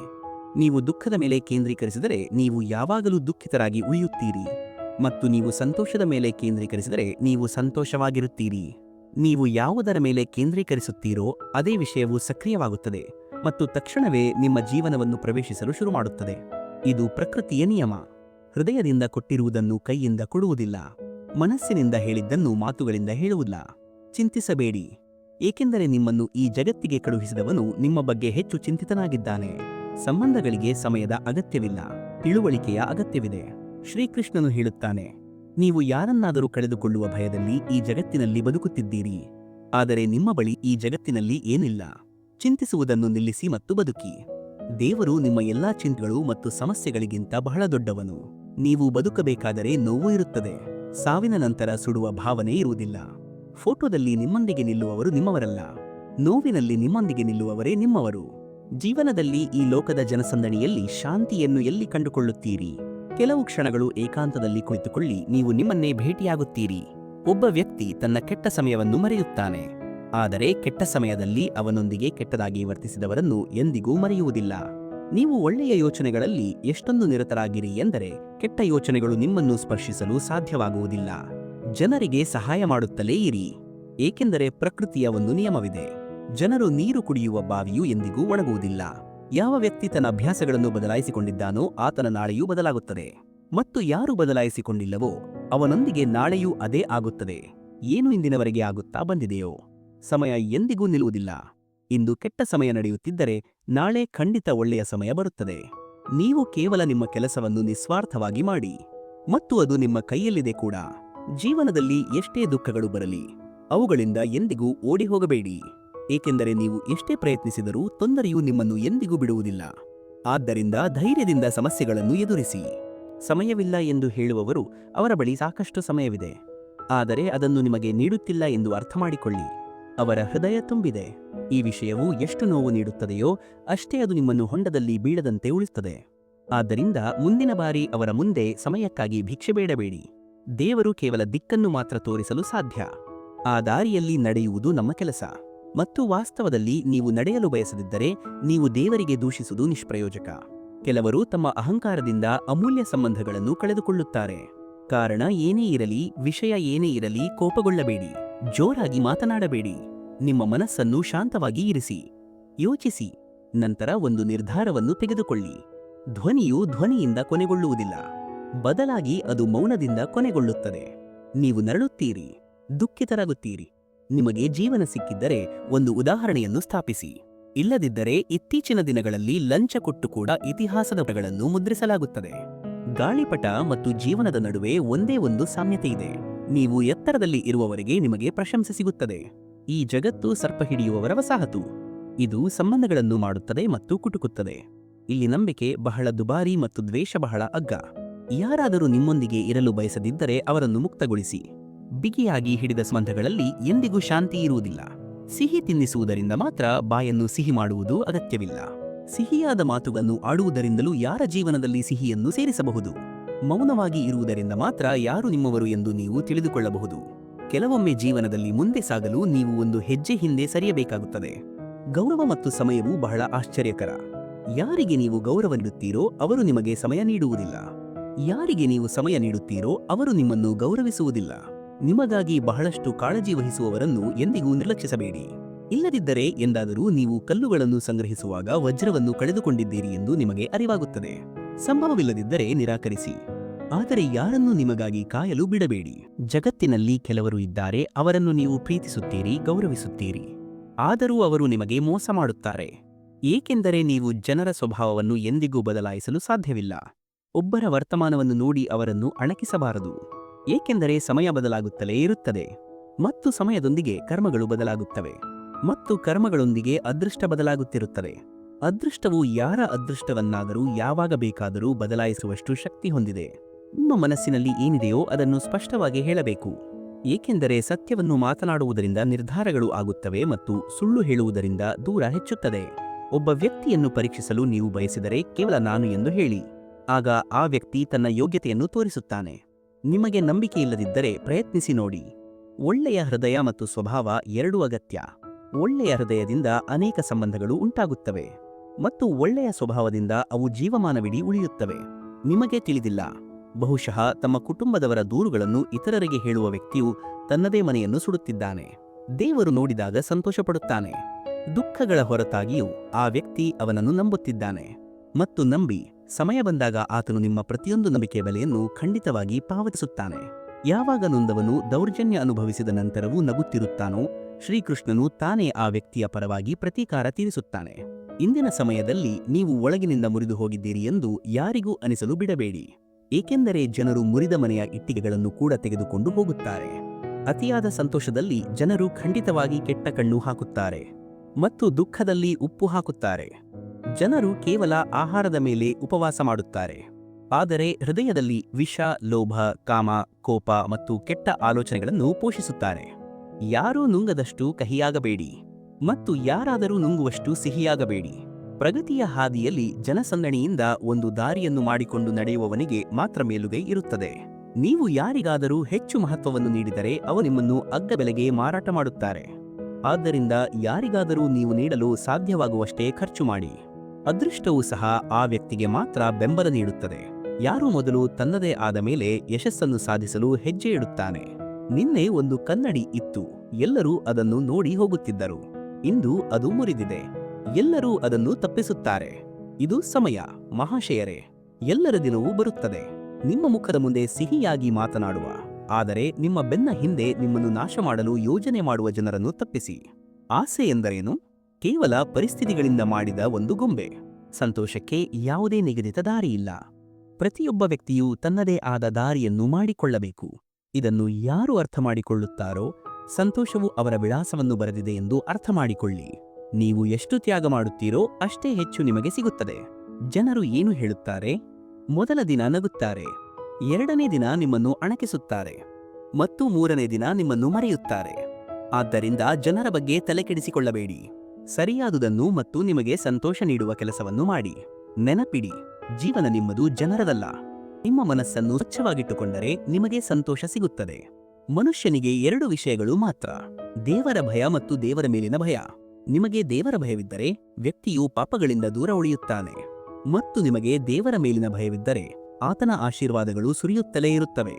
ನಾವು ಎಷ್ಟು ಹೆಚ್ಚು ಕಾಳಜಿ ವಹಿಸುತ್ತೇವೆಯೋ ಅಷ್ಟೇ ಹೆಚ್ಚಾಗಿ ಆ ಜನರು ನಮ್ಮನ್ನು ಅರ್ಥ ಮಾಡಿಕೊಳ್ಳುವುದಿಲ್ಲ. ಜೀವನದಲ್ಲಿ ಎಷ್ಟೇ ಸಮಸ್ಯೆಗಳಿರಲಿ ನೀವು ಚಿಂತಿಸಿದರೆ ಅವು ಹೆಚ್ಚಾಗುತ್ತವೆ. ನೀವು ಮೌನವಾಗಿದ್ದರೆ ಸಂಪೂರ್ಣವಾಗಿ ಕಡಿಮೆಯಾಗುತ್ತವೆ ಮತ್ತು ನೀವು ತಾಳ್ಮೆಯಿಂದಿದ್ದರೆ ಕಣ್ಮರೆಯಾಗುತ್ತವೆ. ದೇವರಿಗೆ ಧನ್ಯವಾದ ಹೇಳುವುದರಿಂದ ದುಃಖಗಳು ಸಂತೋಷಗಳಾಗಿ ಬದಲಾಗುತ್ತವೆ. ಜೀವನವು ಬಹಳ ಚಿಕ್ಕದಾಗಿದೆ. ನಮ್ಮೊಂದಿಗೆ ಉತ್ತಮವಾಗಿ ವರ್ತಿಸುವವರಿಗೆ ಧನ್ಯವಾದ ಹೇಳಿ ಮತ್ತು ನಮ್ಮೊಂದಿಗೆ ಸರಿಯಾಗಿ ವರ್ತಿಸದವರನ್ನು ನಗುತ್ತಾ ಕ್ಷಮಿಸಿ. ಜನರು ಏಕೆ ನಮ್ಮನ್ನು ಗೌರವಿಸುವುದಿಲ್ಲ ಎಂದು ನಿಮಗೆ ತಿಳಿದಿದೆಯೇ?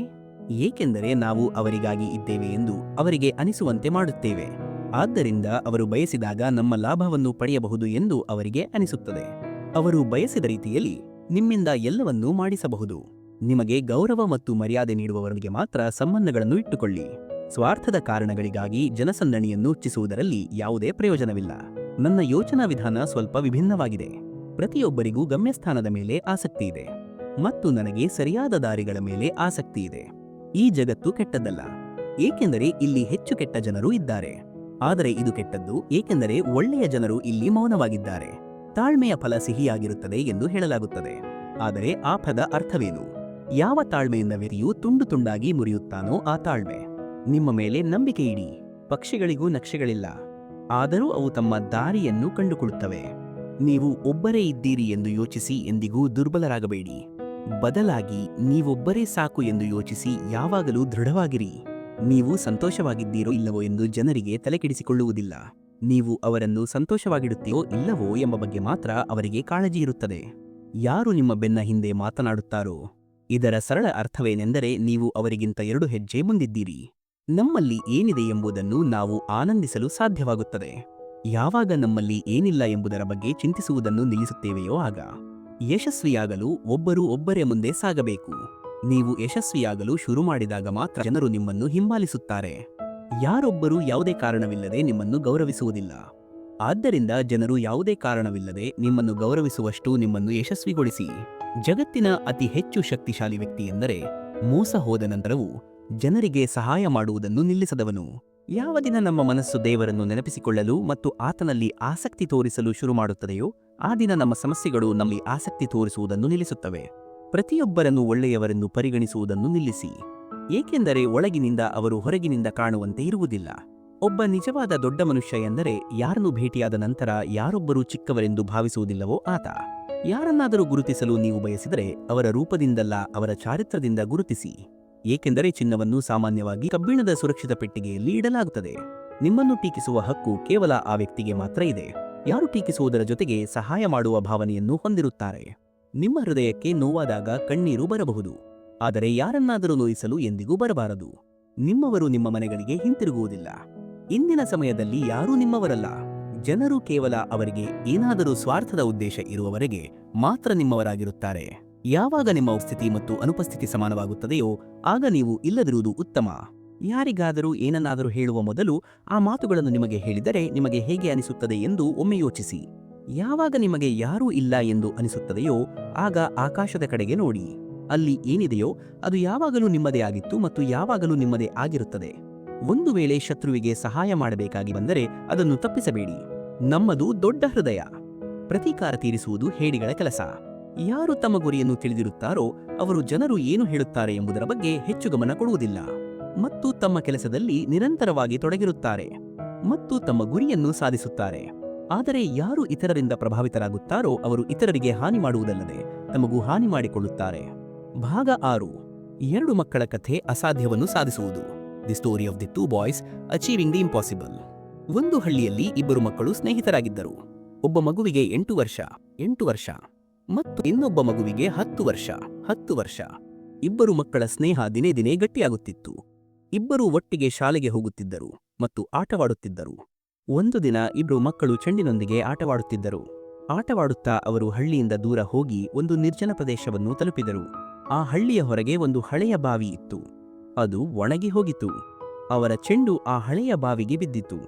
ಆಗ 10 ವರ್ಷದ ಮಗು, ನಿಲ್ಲು, ನಾನು ಚೆಂಡನ್ನು ಹೊರಗೆ ತೆಗೆಯುತ್ತೇನೆ ಎಂದು ಹೇಳಿ ಈ ಅವಸರದಲ್ಲಿ ಆತನು ಬಾವಿಗೆ ಬಿದ್ದನು. ಚೆಂಡು ಹೊರಗೆ ಬರಲಿಲ್ಲ, ಆದರೆ ಆ ಮಗು ಕೂಡ ಬಾವಿಯೊಳಗೆ ಹೋಯಿತು. ಈಗ ಹೊರಗೆ ನಿಂತಿದ್ದ ಚಿಕ್ಕ ಮಗುವಿಗೆ ಭಯವಾಯಿತು. ಈಗ ಏನಾಗುತ್ತದೆ ಎಂದು ಯೋಚಿಸಿತು. ನನ್ನ ಮನೆಯವರು ನನ್ನನ್ನು ಬಹಳ ಹೊಡೆಯುತ್ತಾರೆ, ಬೈಯುತ್ತಾರೆ. ನಾನು ಸಾಯುತ್ತೇನೆ, ಆತನು ಬದುಕುಳಿಯುವುದಿಲ್ಲ. ಇಂತಹ ಅನೇಕ ನಕಾರಾತ್ಮಕ ಆಲೋಚನೆಗಳು ಆತನ ಮನಸ್ಸಿನಲ್ಲಿ ಬರುತ್ತಿದ್ದವು. ಒಳಗಿನ ಮಗು ರಕ್ಷಿಸಿ ರಕ್ಷಿಸಿ ಎಂದು ಕೂಗುತ್ತಿತ್ತು ಮತ್ತು ಹೊರಗೆ ನಿಂತಿದ್ದ ಮಗು ರಕ್ಷಿಸಿ ಎಂದು ಕೂಗುತ್ತಿತ್ತು. ಆದರೆ ಅದು ನಿರ್ಜನ ಪ್ರದೇಶವಾದ್ದರಿಂದ ಅವರ ಧ್ವನಿಯನ್ನು ಯಾರೂ ಕೇಳುತ್ತಿರಲಿಲ್ಲ. ದೂರದವರೆಗೆ ಯಾರೂ ಕಾಣುತ್ತಿರಲಿಲ್ಲ. ಚಿಕ್ಕ ಮಗು ಓಡಿ ಹೋಗಿ ಸುತ್ತಲೂ ನೋಡಿತು, ಆದರೆ ಯಾರೂ ಕಾಣಲಿಲ್ಲ. ಈಗ ಒಳಗೆ ಬಿದ್ದ ಮಗುವಿನ ಗಂಟಲು ಕೂಗುವುದರಿಂದ ಒಣಗುತ್ತಿತ್ತು. ಯಾವುದೇ ಧ್ವನಿ ಹೊರಬರುತ್ತಿರಲಿಲ್ಲ. ಆತನು ಜೋರಾಗಿ ಉಸಿರಾಡುತ್ತಿದ್ದನು ಮತ್ತು ಸುತ್ತಲೂ ನೀರೂ ಇರಲಿಲ್ಲ. ಏನು ಮಾಡಬೇಕು ಎಂದು ಆತನಿಗೆ ಅರ್ಥವಾಗಲಿಲ್ಲ. ಆಗ ಆತನು ಪೊದೆಯ ಬಳಿ ಒಂದು ಹಗ್ಗ ಮತ್ತು ಒಂದು ಬಕೆಟ್ ಅನ್ನು ನೋಡಿದನು. ಆ ಮಗು ಓಡಿ ಹೋಗಿ ಅದನ್ನು ತಂದಿತು. ಆತನು ಬಕೆಟನ್ನು ಹಗ್ಗಕ್ಕೆ ಕಟ್ಟಿ ಅದನ್ನು ಬಾವಿಯೊಳಗೆ ಕೆಳಕ್ಕೆ ಎಸೆದನು ಮತ್ತು ಆ 10 ವರ್ಷದ ಹುಡುಗನಿಗೆ ಮೇಲೆ ಬಾ ಎಂದು ಹೇಳಲು ಶುರು ಮಾಡಿದನು. ನಾನು ನಿನ್ನನ್ನು ಎಳೆಯುತ್ತೇನೆ ಎಂದು ಹೇಳಿದನು. ಒಳಗೆ ಬಿದ್ದಿದ್ದ ಹುಡುಗ, ನೀನು ಹುಚ್ಚನಾಗಿದ್ದೀಯಾ? ನೀನು ಸಹ ಬಿದ್ದು ಹೋಗುತ್ತೀಯೆ ಎಂದು ಹೇಳಲು ಶುರು ಮಾಡಿದನು. ನೀನು ನನ್ನನ್ನು ಎಳೆಯಲು ಸಾಧ್ಯವಿಲ್ಲ, ಇದು ಆಗಲು ಸಾಧ್ಯವಿಲ್ಲ. ಆ 8 ವರ್ಷದ ಮಗು, ಇಲ್ಲ, ನಾನು ನಿನಗೆ ತೋರಿಸುತ್ತೇನೆ ಎಂದು ಹೇಳಿತು. ನೀನು ಬಕೆಟನ್ನು ಹಿಡಿದುಕೊಂಡು ಮೇಲೆ ಬಾ. ಆ 8 ವರ್ಷದ ಮಗು ತನ್ನ ಪೂರ್ತಿ ಪ್ರಯತ್ನ ಮಾಡಿತು. ಆತನ ಗಂಟಲು ಒಣಗಿ ಹೋಗಿತ್ತು. ಆತನಿಗೆ ಬಾಯಾರಿಕೆಯಾಗುತ್ತಿತ್ತು. ಪರಿಸ್ಥಿತಿ ಹದಗೆಟ್ಟಿತ್ತು. ಆದರೆ ಅದರ ಹೊರತಾಗಿಯೂ ಆತನು ತನ್ನ ಪೂರ್ತಿ ಶಕ್ತಿಯಿಂದ ಹಗ್ಗವನ್ನು ಎಳೆದು ಆ 10 ವರ್ಷದ ಹುಡುಗನನ್ನು ಹೊರಗೆ ಎಳೆದನು. ಮಗುವನ್ನು ಹೊರಗೆ ಎಳೆಯುವಷ್ಟರಲ್ಲಿ ರಾತ್ರಿಯಾಗಿತ್ತು. ಈಗ ಇಬ್ಬರೂ ಮಕ್ಕಳು ಹಳ್ಳಿಯ ಕಡೆಗೆ ಹೋಗುತ್ತಿದ್ದರು. ಇಬ್ಬರೂ ಹಳ್ಳಿಯನ್ನು ತಲುಪಿದಾಗ ಅಲ್ಲಿ ಜನಸಂದಣಿ ಸೇರಿತ್ತು. ಇಬ್ಬರ ಹೆತ್ತವರು ಅಳುತ್ತಿದ್ದರು. ಗ್ರಾಮಸ್ಥರು ಮಕ್ಕಳು ಸಿಗುತ್ತಾರೆ ಎಂದು ಹೇಳುತ್ತಿದ್ದರು. ಆದರೆ ಅವರು ಎಲ್ಲೂ ಸಿಗಲಿಲ್ಲವಾದ್ದರಿಂದ ಎಲ್ಲರೂ ಚಿಂತಿತರಾಗಿದ್ದರು. ಈ ಇಬ್ಬರು ಮಕ್ಕಳು ಹಳ್ಳಿಯ ಕಡೆಗೆ ಬರುತ್ತಿರುವುದನ್ನು ನೋಡಿದಾಗ ಎಲ್ಲರೂ ಸಂತೋಷಪಟ್ಟರು. ಈಗ ಅವರು ಇಬ್ಬರು ಮಕ್ಕಳಿಗೂ ಎಲ್ಲಿಗೆ ಹೋಗಿದ್ದಿರಿ ಎಂದು ಕೇಳಲು ಶುರು ಮಾಡಿದರು. ಈ ಮಕ್ಕಳಿಗೆ ಏನು ಹೇಳಬೇಕು ಎಂದು ಅರ್ಥವಾಗುತ್ತಿರಲಿಲ್ಲ. ಸತ್ಯ ಹೇಳಿದರೆ ಅವರಿಗೆ ಹೊಡೆತ ಬೀಳುತ್ತಿತ್ತು. ತಾವು ಎಷ್ಟು ದೂರ ಹೋಗಿದ್ದೆವು ಮತ್ತು ಬಾವಿಗೆ ಬಿದ್ದಿದ್ದೆವು ಎಂದು. ಮತ್ತು ಸುಳ್ಳು ಹೇಳಿದರೆ ಏನು ನೆಪ ಹೇಳಬೇಕು? ಮನಸ್ಸು ಕೆಲಸ ಮಾಡುತ್ತಿರಲಿಲ್ಲ. ಮೊದಲನೆಯದಾಗಿ ಅಂತಹ ಪರಿಸ್ಥಿತಿಗಳು ಇದ್ದವು ಮತ್ತು ಇಡೀ ದಿನ ಅವರು ಚಿಂತಿತರಾಗಿದ್ದರು. ಈಗ ಇಬ್ಬರೂ ಸತ್ಯವನ್ನು ಹೇಳಿದರು. ಚಿಕ್ಕ ಮಗು, ಈತನು ಬಾವಿಗೆ ಬಿದ್ದಿದ್ದನು ಎಂದು ಹೇಳಿತು. ಆಗ ನಾನು ಹಗ್ಗದಿಂದ ಎಳೆದು ಅವನನ್ನು ಹೊರಗೆ ತೆಗೆದಿದ್ದೇನೆ. ಈ ಮಾತು ಹೇಳಿದ ತಕ್ಷಣ ಜನರು ನಗಲು ಶುರು ಮಾಡಿದರು. ನೀನು ಹುಚ್ಚನಾಗಿದ್ದೀಯಾ? ನೀನು ಒಂದು ಬಕೆಟ್ ನೀರನ್ನು ಎಳೆಯಲು ಸಾಧ್ಯವಿಲ್ಲ. ನೀನು ಆ 10 ವರ್ಷದ ಮಗುವನ್ನು ಎಳೆದು ಹೊರಗೆ ತೆಗೆದಿದ್ದೀಯಾ? ಜನರು ಆ ಮಗುವನ್ನು ಅಣಕಿಸಲು ಶುರು ಮಾಡಿದರು. ಆಗ ಹಳ್ಳಿಯ ಅತಿವೃದ್ಧ ವ್ಯಕ್ತಿ, ಯಾರು ಸರ್ಪಂಚನಾಗಿದ್ದನೋ ಆತನು ಹೀಗೆಂದನು, ಈ ಮಗು ಸತ್ಯ ಹೇಳುತ್ತಿದೆ. ನೀವು ನಿಜವಾಗಿಯೂ 10 ವರ್ಷದ ಮಗುವನ್ನು ಎಳೆದು ಹೊರಗೆ ತೆಗೆದ್ದೀರಿ. ಈ ವಿಷಯಕ್ಕೆ 2 ಕಾರಣಗಳಿವೆ. ಮೊದಲನೆಯದಾಗಿ ಆತನಿಗೆ ಬೇರೆ ಯಾವುದೇ ಆಯ್ಕೆ ಇರಲಿಲ್ಲ. ಅವನನ್ನು ಹೊರಗೆ ಎಳೆಯದಿದ್ದರೆ ಆತನು ಸಾಯುತ್ತಾನೆ ಎಂದು ಆ ಮಗುವಿಗೆ ತಿಳಿದಿತ್ತು. ಮತ್ತು ಎರಡನೆಯದಾಗಿ ಅವನ ಸುತ್ತಲೂ ನೀನು ಇದನ್ನು ಮಾಡಲು ಸಾಧ್ಯವಿಲ್ಲ ಎಂದು ಹೇಳಲು ಯಾರೂ ಇರಲಿಲ್ಲ. ಅದಕ್ಕಾಗಿಯೇ ಈ ಮಗು ಸತ್ಯ ಹೇಳುತ್ತಿದೆ. ನೀವು ಜೀವನದಲ್ಲಿ ಯಶಸ್ವಿಗಲು ಬಯಸಿದರೆ ಈ ವಿಷಯವನ್ನು ನೆನಪಿಡಿ. ಮೊದಲನೆಯದಾಗಿ ನಿಮಗೆ ಯಾವುದೇ ಆಯ್ಕೆ ಉಳಿದಿಲ್ಲ. ನೀವು ಆ ಕೆಲಸವನ್ನು ಮಾಡಲೇಬೇಕು. ಮತ್ತು ಎರಡನೆಯದಾಗಿ ಯಾವಾಗ ನಿಮ್ಮ ಸುತ್ತಲಿನ ಜನರು ನೀವು ಅದನ್ನು ಮಾಡಲು ಸಾಧ್ಯವಿಲ್ಲ ಎಂದು ಹೇಳಲು ಶುರು ಮಾಡುತ್ತಾರೋ ಆಗ ಕಿವುಡರಾಗಿ ಅವರ ಮಾತನ್ನು ಕೇಳಬೇಡಿ. ಏನಾದರೂ ಮಾಡಿ ಮತ್ತು ಜಗತ್ತಿಗೆ ತೋರಿಸಿ. ಜಗತ್ತು ನಿಮ್ಮಂತೆ ಮಾಡಲು ಬಯಸುತ್ತದೆ. ಭಾಗ 7. ನಿಜವಾದ ಜ್ಞಾನದ ಪ್ರತಿಫಲನ. Reflection on true knowledge. Sonu ಮತ್ತು ಬೌದ್ಧ ಸನ್ಯಾಸಿಯ ಈ ಕಥೆಯು ಕೇವಲ ಒಂದು ನೀತಿಪಾಠವಲ್ಲ. ಅದು ನಮ್ಮ ಜೀವನದ ಆಧ್ಯಾತ್ಮಿಕ ಸತ್ಯವನ್ನು ಬಿಚ್ಚಿಡುತ್ತದೆ. ನಾವು ನಮ್ಮ ದೇಹದೊಳಗಿನ ಶಕ್ತಿಯ ಬಗ್ಗೆ, ನಮ್ಮ ಪ್ರಜ್ಞೆಯ ಏಕತೆಯ ಬಗ್ಗೆ ಅರಿವಿಲ್ಲದೆ ಬದುಕುತ್ತೇವೆ. ನಾವು ನಮ್ಮ ಅಲ್ಪಕಾಲಿಕ ಸಮಸ್ಯೆಗಳನ್ನೇ ನಿಜವಾದ ದುಃಖವೆಂದು ಪರಿಗಣಿಸಿ ನಮ್ಮ ಅಮೂಲ್ಯ ಶಕ್ತಿಯನ್ನು ಅನಗತ್ಯ ಚಿಂತೆಗಳಲ್ಲಿ ವ್ಯರ್ಥ ಮಾಡುತ್ತೇವೆ. ಭಗವಾನ್ ಶ್ರೀಕೃಷ್ಣನು ಉಪದೇಶಿಸಿದಂತೆ ಈ ಜಗತ್ತಿನಲ್ಲಿ ಬದುಕು ಮತ್ತು ಸಾವು ಒಂದು ನಿರಂತರವಾದ ಚಕ್ರ. ನಾವು ನಮ್ಮ ಜೀವನದ ಗುರಿಯನ್ನು ಅರಿತುಕೊಳ್ಳಬೇಕು. ನಾವು ಮಾಡುವ ಪ್ರತಿಯೊಂದು ಕರ್ಮವೂ ಸಂಪೂರ್ಣ ಪ್ರಾಮಾಣಿಕತೆ ಮತ್ತು ಸಮರ್ಪಣೆಯಿಂದ ಕೂಡಿರಬೇಕು. ಆತುರ, ದುರಾಸೆ ಮತ್ತು ಪಿತೂರಿಗಳಿಂದ ಗಳಿಸಿದ ಯಶಸ್ಸು ಅಲ್ಪಕಾಲಿಕ ಮತ್ತು ಶಾಂತಿರಹಿತವಾಗಿರುತ್ತದೆ. ನಿಜವಾದ ದುಃಖವು ಬಾಹ್ಯ ನಷ್ಟಗಳಾದ ಹಣ, ಸಂಬಂಧಗಳು ಅಥವಾ ಸ್ಥಾನಮಾನದ ನಷ್ಟವಲ್ಲ. ನೈಜ ದುಃಖವೆಂದರೆ ನಾವು ಯಾರು, ನಮ್ಮ ಉದ್ದೇಶ ಏನು ಎಂದು ತಿಳಿಯದೆ ಬದುಕುವುದು. ನಮ್ಮಲ್ಲಿ ಕೋಪ, ಲೋಭ, ಮೋಹದಂತಹ ಆಸೆಗಳು ನೆಲೆಸಿ ನಮ್ಮ ಪ್ರಜ್ಞೆಯನ್ನು ವಿಘಟಿಸಿದಾಗ ನಾವು ಅಶಾಂತಿಯಿಂದ ಬದುಕುತ್ತೇವೆ. ಸನ್ಯಾಸಿಯು ಸೋನುಗೆ ಹೇಳಂತೆ ನಮ್ಮ ಶಕ್ತಿಯನ್ನು ಒಗ್ಗೂಡಿಸಿ ನಮ್ಮೊಳಗೆ ಕೇಂದ್ರೀಕರಿಸುವುದೇ ಏಕೈಕ ಪರಿಹಾರ. ನಮ್ಮನ್ನು ನಾವು ತಿಳಿದುಕೊಳ್ಳಲು ಧ್ಯಾನವು ಸಾಧನವಾಗಿದೆ. ಧ್ಯಾನದಿಂದ ಆಸೆಗಳು ನಮ್ಮ ನಿಯಂತ್ರಣಕ್ಕೆ ಬರುತ್ತವೆ. ಆಗ ನಾವು ಬಯಸಿದರೆ ಆ ಆಸೆಗಳನ್ನು ಸಾರ್ಥಕಗೊಳಿಸಬಹುದು. ಜೀವನದ ಉತ್ತಮ ಪಾಠ ಏನೆಂದರೆ ಎಲ್ಲವನ್ನೂ ನಾವೇ ಬದಲಾಯಿಸಿಕೊಳ್ಳಬೇಕು. ಬೇರೊಬ್ಬರು ಬಂದು ನಮ್ಮ ಪರಿಸ್ಥಿತಿಗಳನ್ನು ಬದಲಾಯಿಸುತ್ತಾರೆ ಎಂಬ ಭ್ರಮೆಯಲ್ಲಿ ಇರಬಾರದು. ಪ್ರತಿಯೊಂದು ಸಮಸ್ಯೆಯ ಆಗಮನವು ನಮ್ಮಲ್ಲಿ ಬದಲಾವಣೆಯ ಅಗತ್ಯವಿದೆ ಎಂಬ ಸಂಕೇತ. ಕೇವಲ ನಂಬಿಕೆ ಮತ್ತು ಧೈರ್ಯದಿಂದ ನಾವು ಅತ್ಯಂತ ಕಠಿಣ ಪರಿಸ್ಥಿತಿಗಳನ್ನು ಸಹ ಎದುರಿಸಬಹುದು.